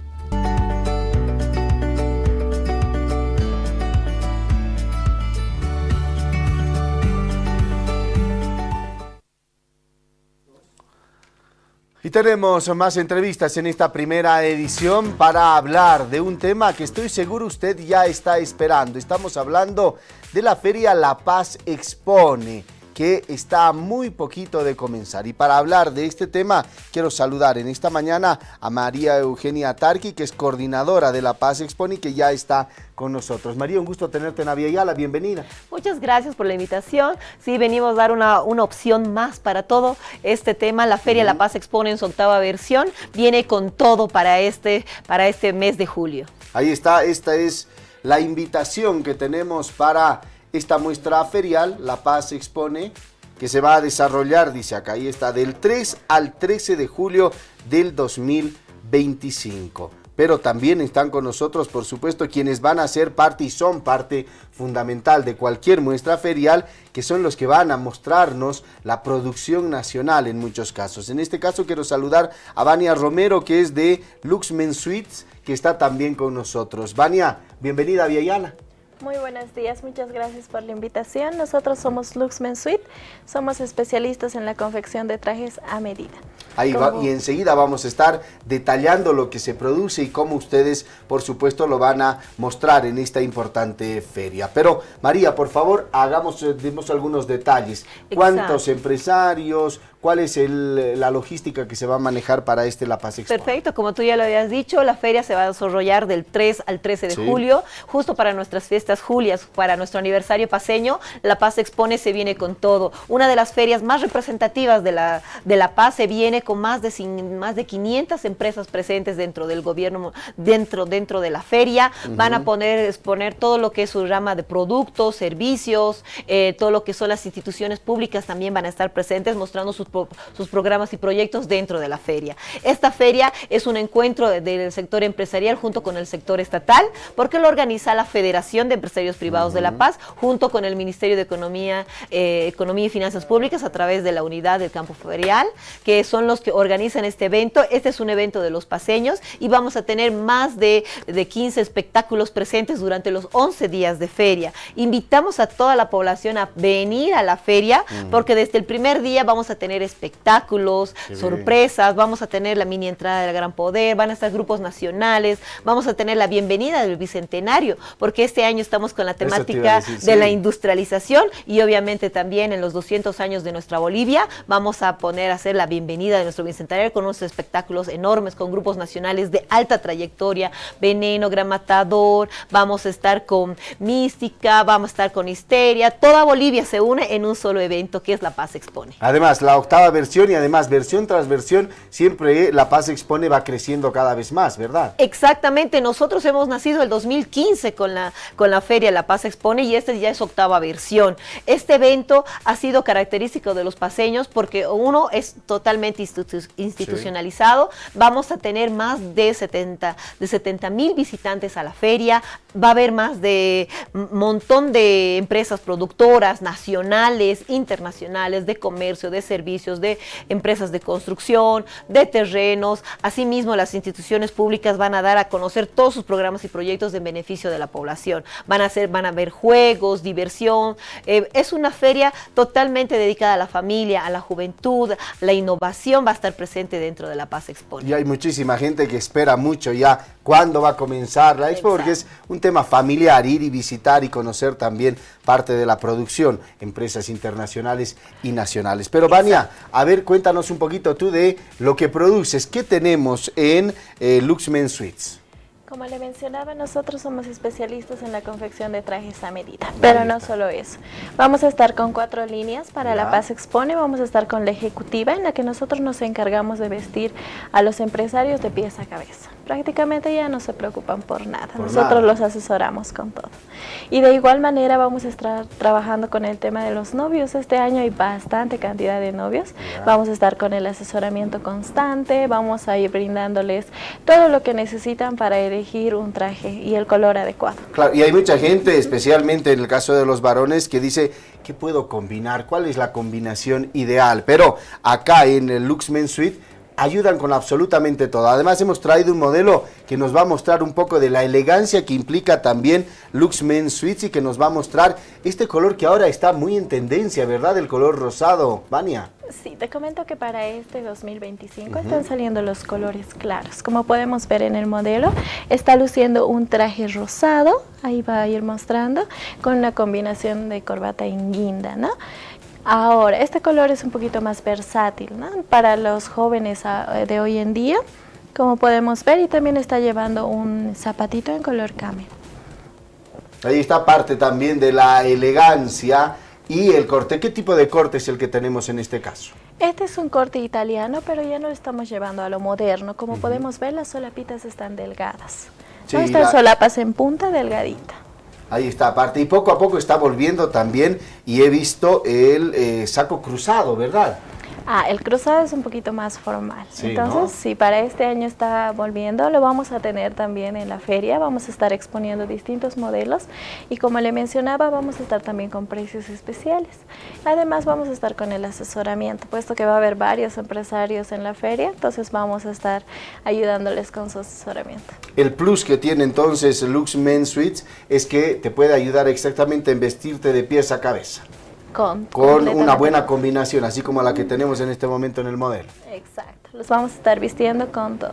Ahí está, entonces, si usted quiere ser el más elegante, puede acercarse a la Paz Expone y va a estar Lux Men Suites con ustedes brindándole absolutamente todos los consejos para que pueda vestir de la mejor manera. María, y este es solamente un ejemplo de un sinfín de rubros que vamos a tener con las mismas características, brindarle un asesoramiento total a quien vaya a visitar la feria. Exactamente, eso es una muestra de lo que va a haber dentro de la feria. Dentro de la feria, sobre todo, lo que queremos es resaltar la producción nacional, el talento nacional. Los emprendedores van a tener una gama de productos que van a mostrar a la población, mostrando mucha variedad para, como lo que dicen, asesoramiento, innovación en lo que son los productos. Va a haber de todo todo producto, desde para los niños, hasta para las mascotas va a haber productos, va a haber para las familias, para el sector empresarial también va a estar, el sector industrial paceño se está mostrando dentro de La Paz Expone. Entonces es un conjunto de empresas que lo vamos a demostrar y obviamente vamos a demostrar el potencial empresarial que tiene La Paz para toda Bolivia y para todo el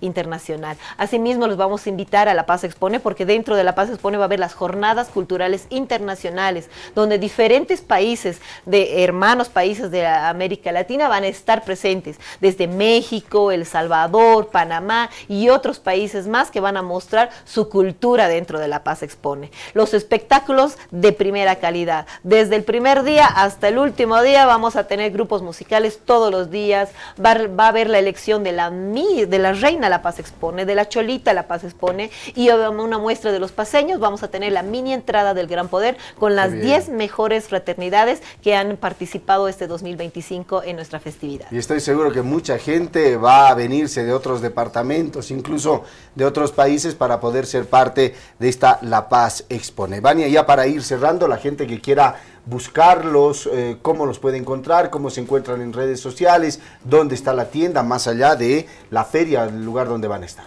Claro que sí, nosotros estamos ubicados en el edificio Handa, en el segundo nivel, en la oficina número 15.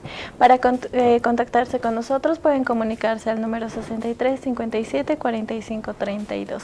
Y en todas las redes sociales estamos como Lux Men Suite. Ahí está, entonces, usted ya sabe, puede vestirse de pies a cabeza en Lux Men Suites y ahí estamos, tenemos acá una muestra desde las camisas, las mejores calidades, el estilo que usted quiera, porque le diré que hay diferentes estilos de camisa, en base a el terno que usted tenga, a la solapa, la corbata tiene que ser también, tiene que estar en función al tipo de saco que uno se va a poner, de la solapa que tiene e incluso del cuello de la camisa. Entonces, usted quiere tener todos estos detalles, puede ser asesorado por Lux Men Suite, que ahora nos muestra, por ejemplo, este terno que es realmente uno de los que está en tendencia, un terno rosado combinado con una corbata guinda que le da muy bien para esta temporada. María, ya para ir cerrando, ¿cuánto se espera en movimiento económico? Bueno, la feria es uno de los eventos más grandes que tiene La Paz. Se espera un movimiento económico de arriba de 16 millones de dólares, que es lo que hace el movimiento de esta feria. Obviamente con las intenciones de negocio que vamos a tener en nuestra rueda de negocios y en el encuentro de integración logística que está haciendo nuestras cámaras afiliadas a la federación, va a haber un movimiento mayor que este. Esperemos que este año superemos nuestras metas del año pasado y obviamente invitamos a toda la población a venir a la Feria La Paz Expone, mostremos el potencial empresarial que tenemos en La Paz y obviamente que el público nos va a aceptar para que nos podamos distraer un poquito de toda la coyuntura que hay en La Paz, pero vengan a los espectáculos, que la entrada solo va a ser 15 bolivianos y obviamente está abierto a todo el público. La cita es del 3 al 13 de julio en el campo ferial Chuquiagomarca. Ahí está la invitación entonces y va a haber además promociones, tiene que usted estar atento a todos estos días de feria en el campo ferial Chuquiagomarca. Vania, lo mismo por favor, ya para el cierre, la invitación a que la gente asista a La Paz Expone. De igual manera invitarnos, ¿no? Del 3 al 13 de julio vamos a estar en el Chuquiagomarca, nosotros vamos a estar en el pabellón rojo. Muy bien, ahí está. ¿Qué se llama nuestro modelo? Diego, agradecerle también a Diego que ha estado en esta mañana mostrándonos un poquito también del talento boliviano, porque este terno lo hicieron manos bolivianas y hay además muy buena mano de obra boliviana y que se la va a estar mostrando en esta muestra ferial. La Paz Expone del Bicentenario, una feria con altura, es la invitación para que usted pueda participar. Les repito, del 3 al 13 de julio en el campo ferial Chuquiagomarca. Nosotros después de esta invitación vamos a hacer una nueva pausa y enseguida volvemos con más información para ustedes.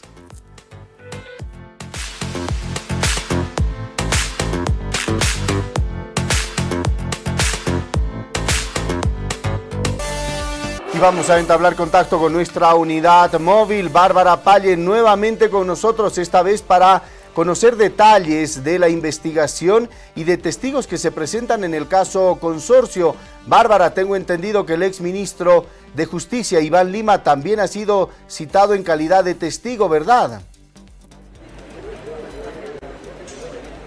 Buenos días, Milton. Así es, estamos en puertas del Ministerio Público en la calle Potosí. Precisamente los medios de comunicación estamos a la espera de la llegada del exministro de Justicia, Iván Lima, quien ha sido citado en calidad de testigo dentro de la investigación del denominado caso Consorcio. Hace instantes nada más ha ingresado, acompañado de su abogada, el ex viceministro del Régimen Interior, José Luis Quiroga, quien también ha sido citado por la Comisión de Justicia. Mientras, por lo pronto, ha señalado de que ha sido muy escueto con los medios de comunicación, ha afirmado que se está presentando y va a prestar declaración. Nosotros estamos aguardando la llegada del ex ministro Iván Lima, quien tiene que prestar declaración a las 9 de la mañana precisamente. Vamos a estar atentos a aquello, Bárbara, solo muy cortito. Hoy tenía previsto levantarse la denominación que se le ha dado a este caso de reserva. ¿Se conoce algo del tema? No se ha mencionado nada del tema, sí de manera preliminar se tendría dispuesto esto, sin embargo el caso continúa en reserva hasta que la autoridad que está investigando el mismo pueda declarar o levantar el mismo. Vamos a estar atentos entonces ya cuando vaya a llegar el exministro Iván Lima para también prestar su declaración en calidad de testigo sobre el tema Consorcio. Gracias, Bárbara Palle, desde la puerta del Ministerio Público en la ciudad de La Paz. Nosotros seguimos con más. Momento de revisar el panorama internacional.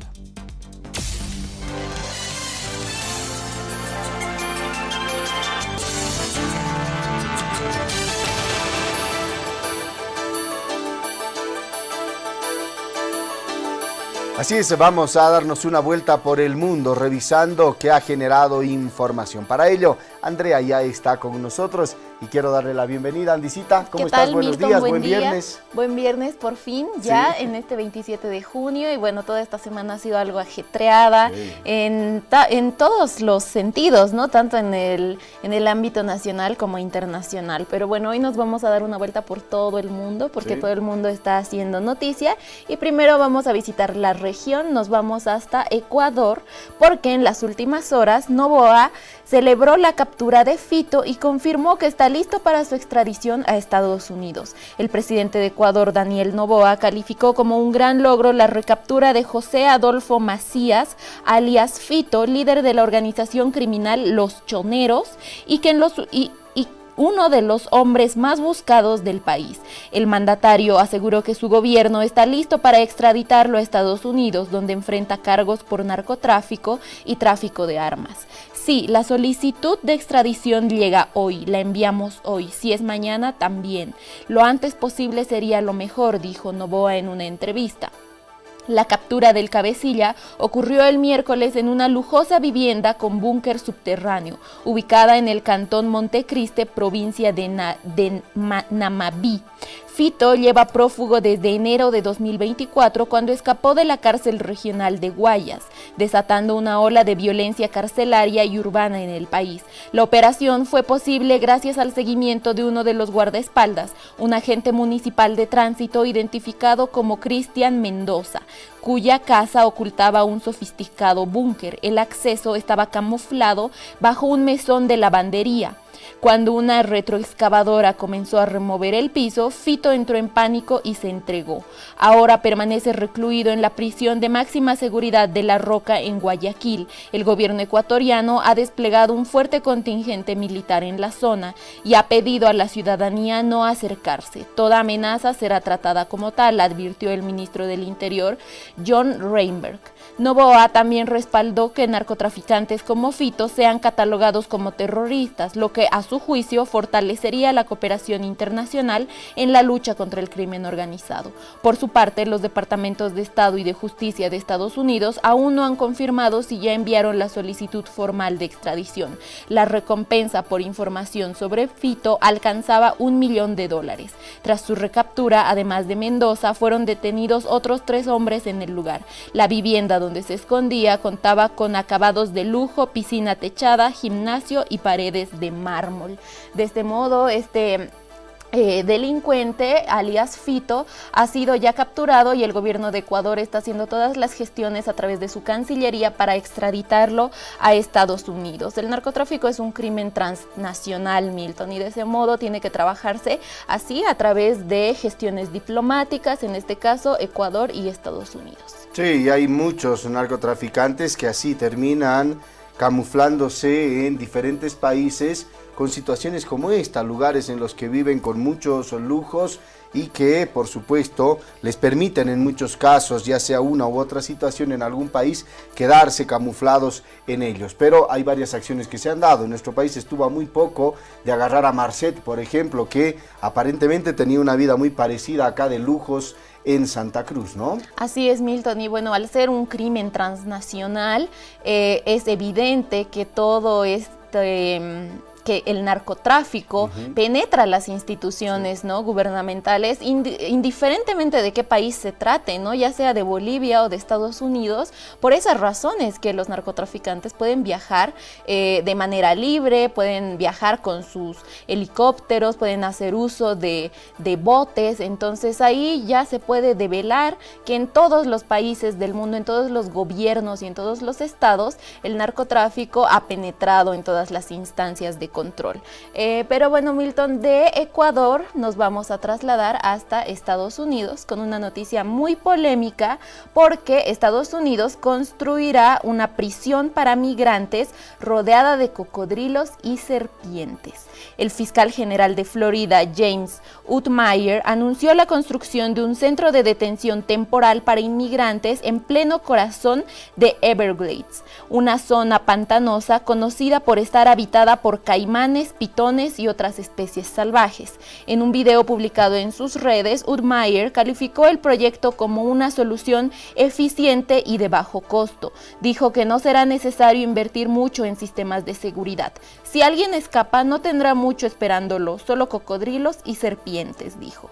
El centro, que ya ha sido llamado Alligator Alcatraz, estará ubicado sobre una pista de aterrizaje abandonada usada antes para entrenamientos aéreos. Tendrá la capacidad para más de 1000 camas y, según sus promotores, es ideal por su aislamiento.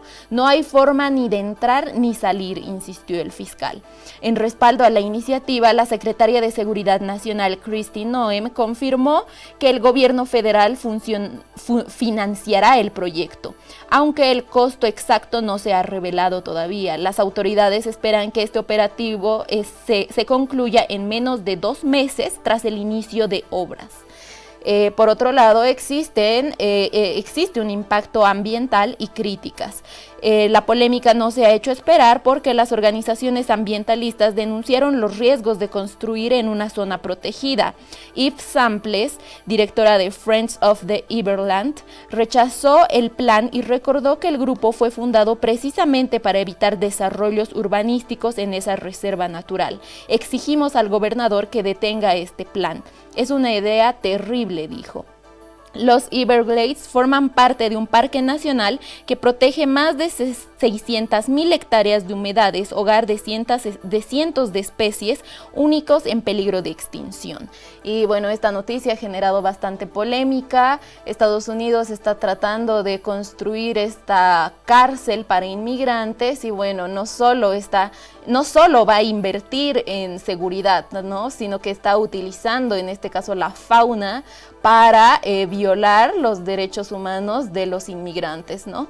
Y bueno, de este modo el American Dream pasa a ser el terror de los migrantes, Milton, en Estados Unidos. Ahí está, una cárcel de máxima seguridad, el Caimán más o menos, ¿no?, que se está construyendo, que le han puesto ese nombre, Caimán, y además le han replicado lo de Alcatraz como una de las cárceles más tremendas que tienen en Estados Unidos, en la isla de Alcatraz, y que lo que se pretende es eso. Ahora hablamos hace instantes de gente ligada al narcotráfico y todo, pero se construyen cárceles de esa magnitud para inmigrantes, ¿no? Que es realmente el tema que preocupa. Y en áreas protegidas, ¿no? Y violan derechos humanos y la propia naturaleza, ¿no? Se supone que esta reserva se ha creado para que no haya este tipo de construcciones urbanas. Y bueno, acá entra el gobernador de Florida con esta idea de construir esta cárcel, y además de eso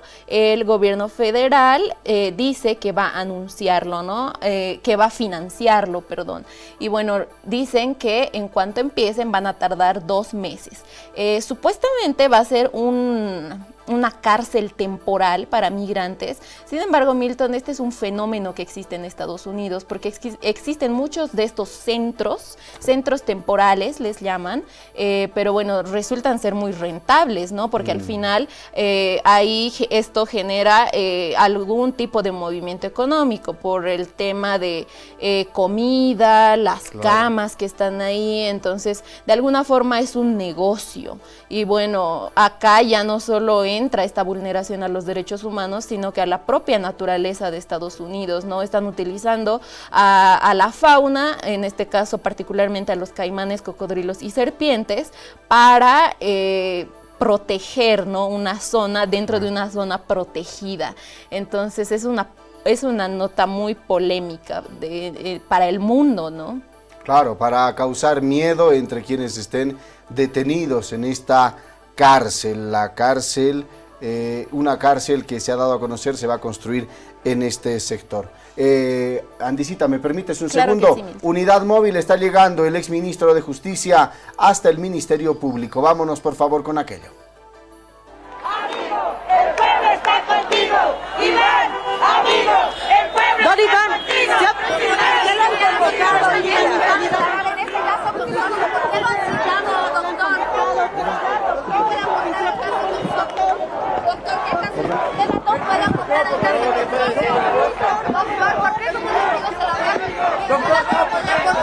¿Cómo estaría retirado en el caso de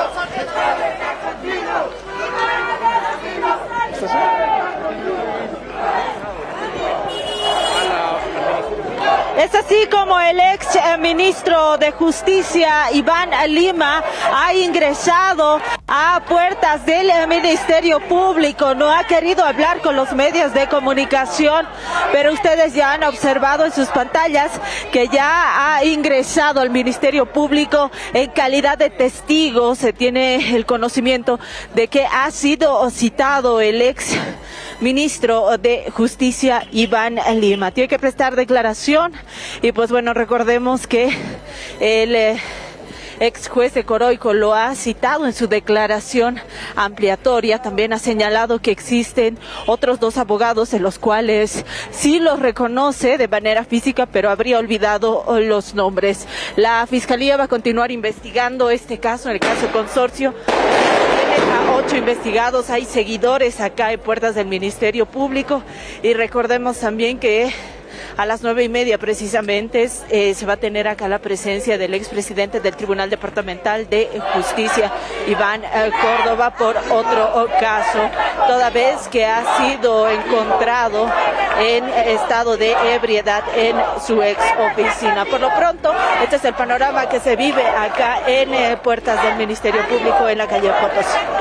Bárbara, muchísimas gracias. Ha llegado entonces ya hasta el Ministerio Público el exministro de Justicia, Iván Lima, para prestar su declaración en caso de, o más bien en calidad de testigo. Ayer ya se conocía la citación que se ha realizado para el señor Iván Manolo Lima Magne, quien en calidad de testigo deberá prestar declaraciones en esta jornada. Ahí está varias personas que se han dado cita hasta este lugar. Lo dice Iván Lima, es inocente. Bueno, está prestando su declaración en calidad de testigo. ¿Inocente de qué puede ser si todavía no hay ninguna sindicación en su contra? Ha sido nombrado en las declaraciones y es por eso que se lo está citando también para que él pueda prestar su declaración. Además de haber también dado declaraciones sobre este mismo tema. Recordemos que el exministro César Siles, otro de los exministros de Justicia, ya tiene una medida cautelar, una detención preventiva por este mismo caso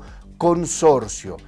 Su sucesor, o su antecesor más bien, Iván Manolo Lima Magne, acaba de ingresar al Ministerio Público para brindar su declaración en calidad de testigo sobre este caso. Lo decíamos y lo conversábamos con Bárbara, hoy debería levantarse la reserva de este caso para conocer detalles ya de quienes han sido nombrados. Se habla mucho de que podrían estar involucrados muchísimas otras personas y autoridades y ex autoridades. Entonces vamos a estar atentos a ver qué es lo que va a pasar con el caso Consorcio. Nosotros seguimos con más. Andisita, vamos a continuar con el panorama internacional. Seguimos con la agenda internacional y ahora nos vamos a hablar más en términos económicos porque China y Estados Unidos alcanzaron un nuevo acuerdo comercial tras las tensiones en las últimas semanas.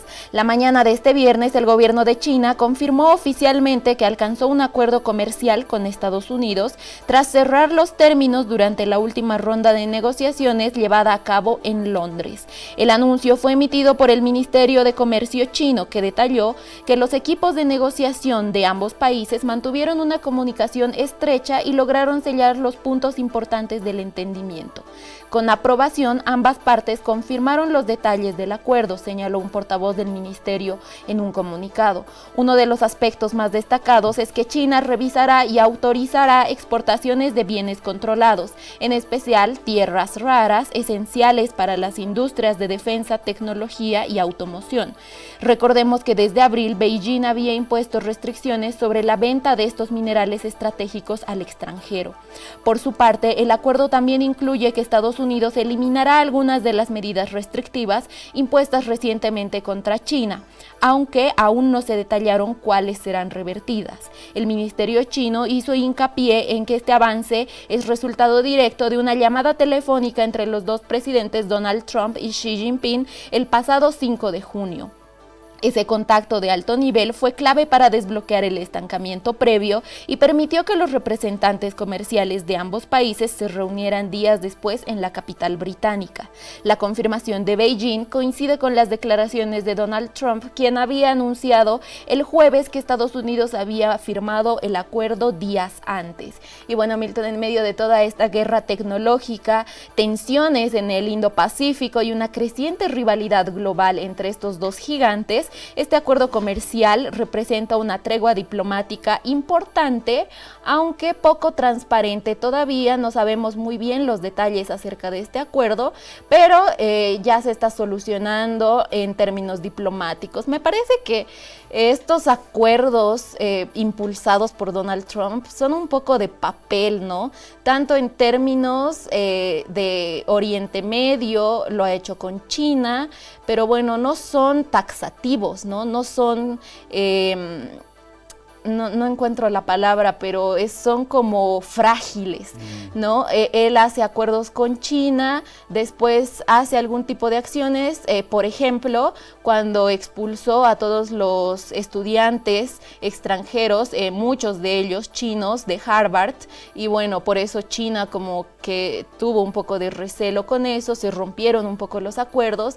Entonces los acuerdos promovidos por Trump creo que son frágiles, ¿no? Tanto en Oriente Medio como en China, ¿no? Y bueno, no son países menores, ya lo habíamos dicho, estamos en un mundo multipolar donde el hegemón ya no es Estados Unidos, sino que ya emergen otros poderes regionales. Sí, y lo hemos conocido con estas sus determinaciones tan duras en torno a los aranceles y que después terminaba dando ni siquiera solo un paso atrás, sino dio varios pasos atrás. Entonces, claro, lo que dices es muy cierto. De las medidas económicas que asume Donald Trump, no se sabe cuánto se puede creer, cuáles son realmente serias o son simplemente tubos de ensayo en determinado momento para lograr otro tipo de objetivos o ponerse mediáticamente en los ojos del mundo, que eso es lo que le encanta, creo, al presidente de los Estados Unidos, Donald Trump, de estar figurando siempre en diferentes ámbitos. Exactamente, y a ver, Milton, los acuerdos comerciales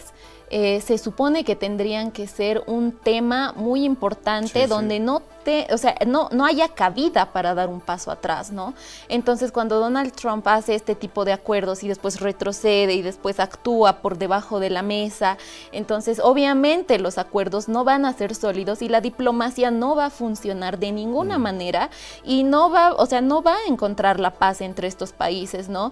Que también se encuentran en una guerra tecnológica. También en las últimas semanas se ha dado a conocer que otra vez Estados Unidos estaba intentando torpedear el avance de la inteligencia artificial por parte de Huawei de China en los países latinoamericanos, ¿no? Panamá es un claro ejemplo donde él pretendía reemplazar 2 edificios de Huawei por otras estadounidenses, ¿no? Entonces es una guerra muy próxima, que se siente muy próxima. En medio está Oriente Medio, que está todavía ahí saldando sus conflictos. Hoy, por ejemplo, Israel ha atacado Líbano, Israel, que es el chico malo del barrio, que no hace caso a absolutamente nadie, que se supone que ya no tenía que atacar a ninguno de sus vecinos, pero bueno, lo hizo hoy también.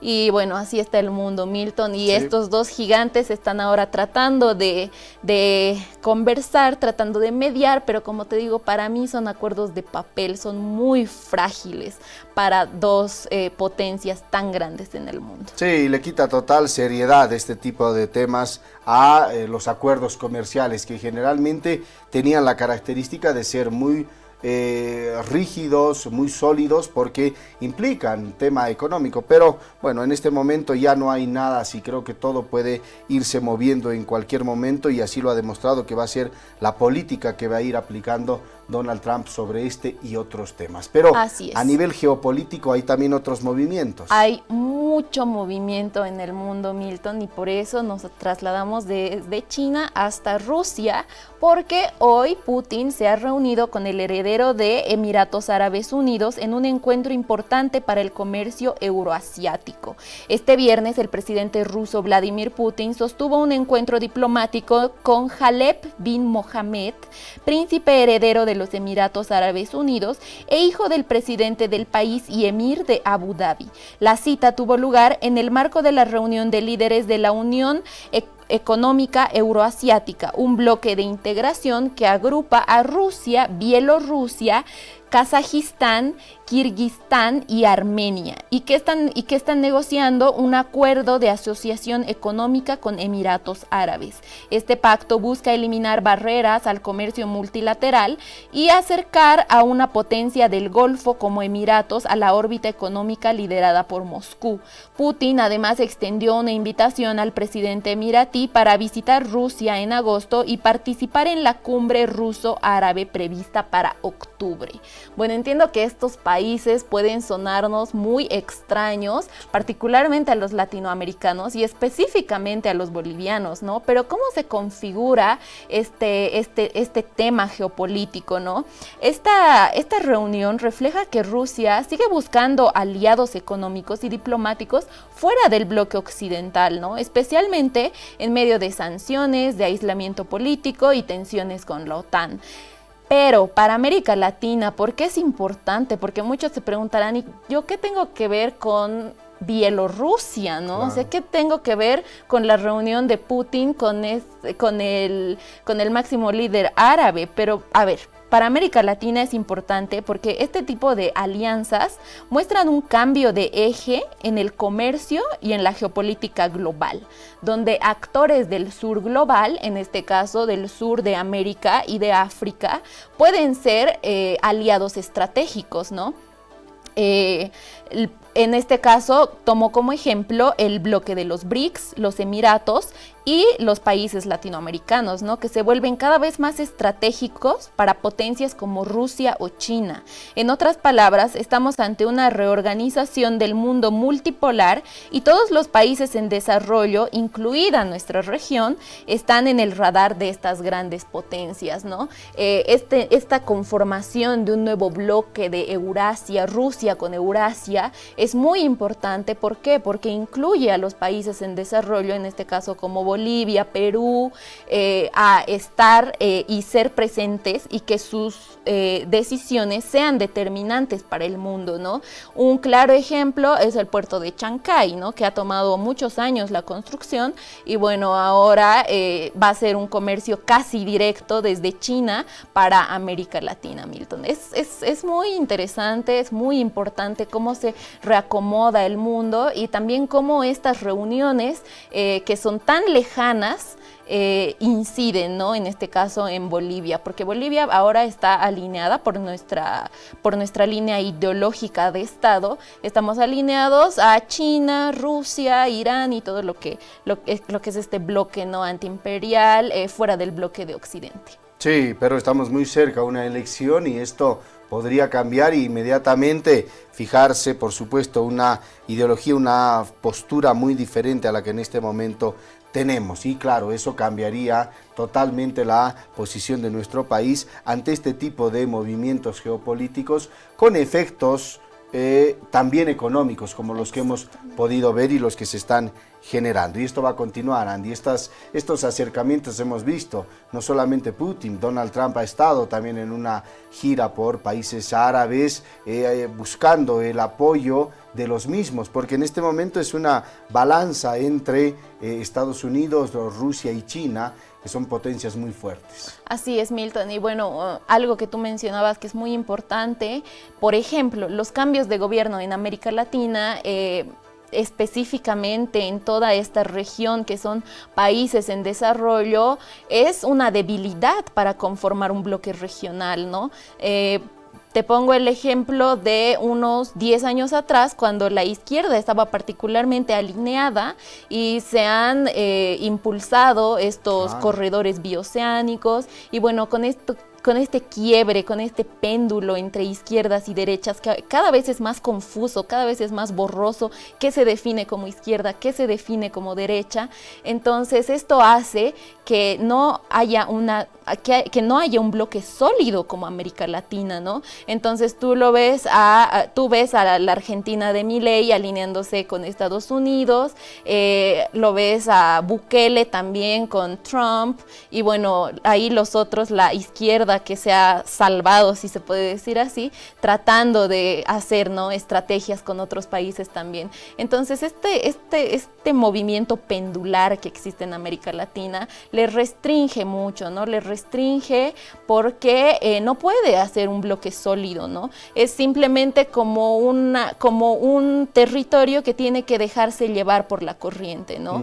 Y en medio de todo este movimiento geopolítico es mucho más difícil hacer una posición regional. Definitivamente, y esto va a continuar con todos esos matices a los que tú haces referencia. Esto va a continuar en el marco de una situación muy tensa en la que se vive. Imagínate, estamos saliendo de una guerra de 12 días, como la han llamado, y ahora están normal, reuniéndose entre todos, como si no hubiera pasado absolutamente nada, y eso es realmente alarmante. Esta tipo guerra fría, como la que en determinado momento tú decías, o yo más me voy, Andy, a una guerra tecnológica, ¿no? Porque ahora en este momento la tecnología, la inteligencia artificial y otros temas son mucho más importantes que tal vez misiles y otros temas.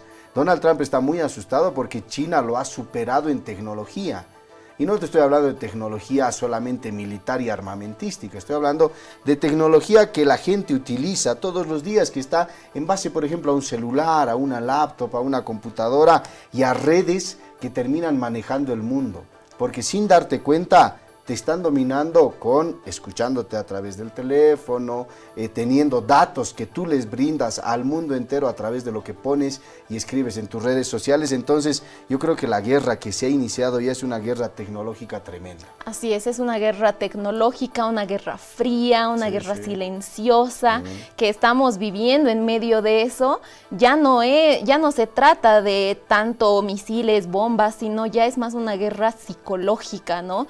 Como cómo te alineas, cómo piensas, cuál es tu perspectiva que tienes de mundo. Claro. Entonces es una guerra mucho más peligrosa, si se podría decir, ¿no? Porque ya actúas no por lo que te dice un gobierno, sino por ti mismo, ¿no? Como tú dices, tienen el control a través de tus dispositivos móviles que los usas. Exactamente. Lo peor es que ingresan, a mucha gente termina así con pensamientos políticos muy, no sé, digamos de izquierda o de derecha. ¿Por qué? Porque han sido dominados tecnológicamente y muchas veces no es lo que quieren, pero piensan así o repiten lo que se les dice a través de la tecnología. Exactamente, y lo que buscas en internet o ahora que está muy de moda por ChatGPT, te lo dice, ¿no? Te lo dice y te lo va a decir con las mismas palabras que tú quieres escuchar.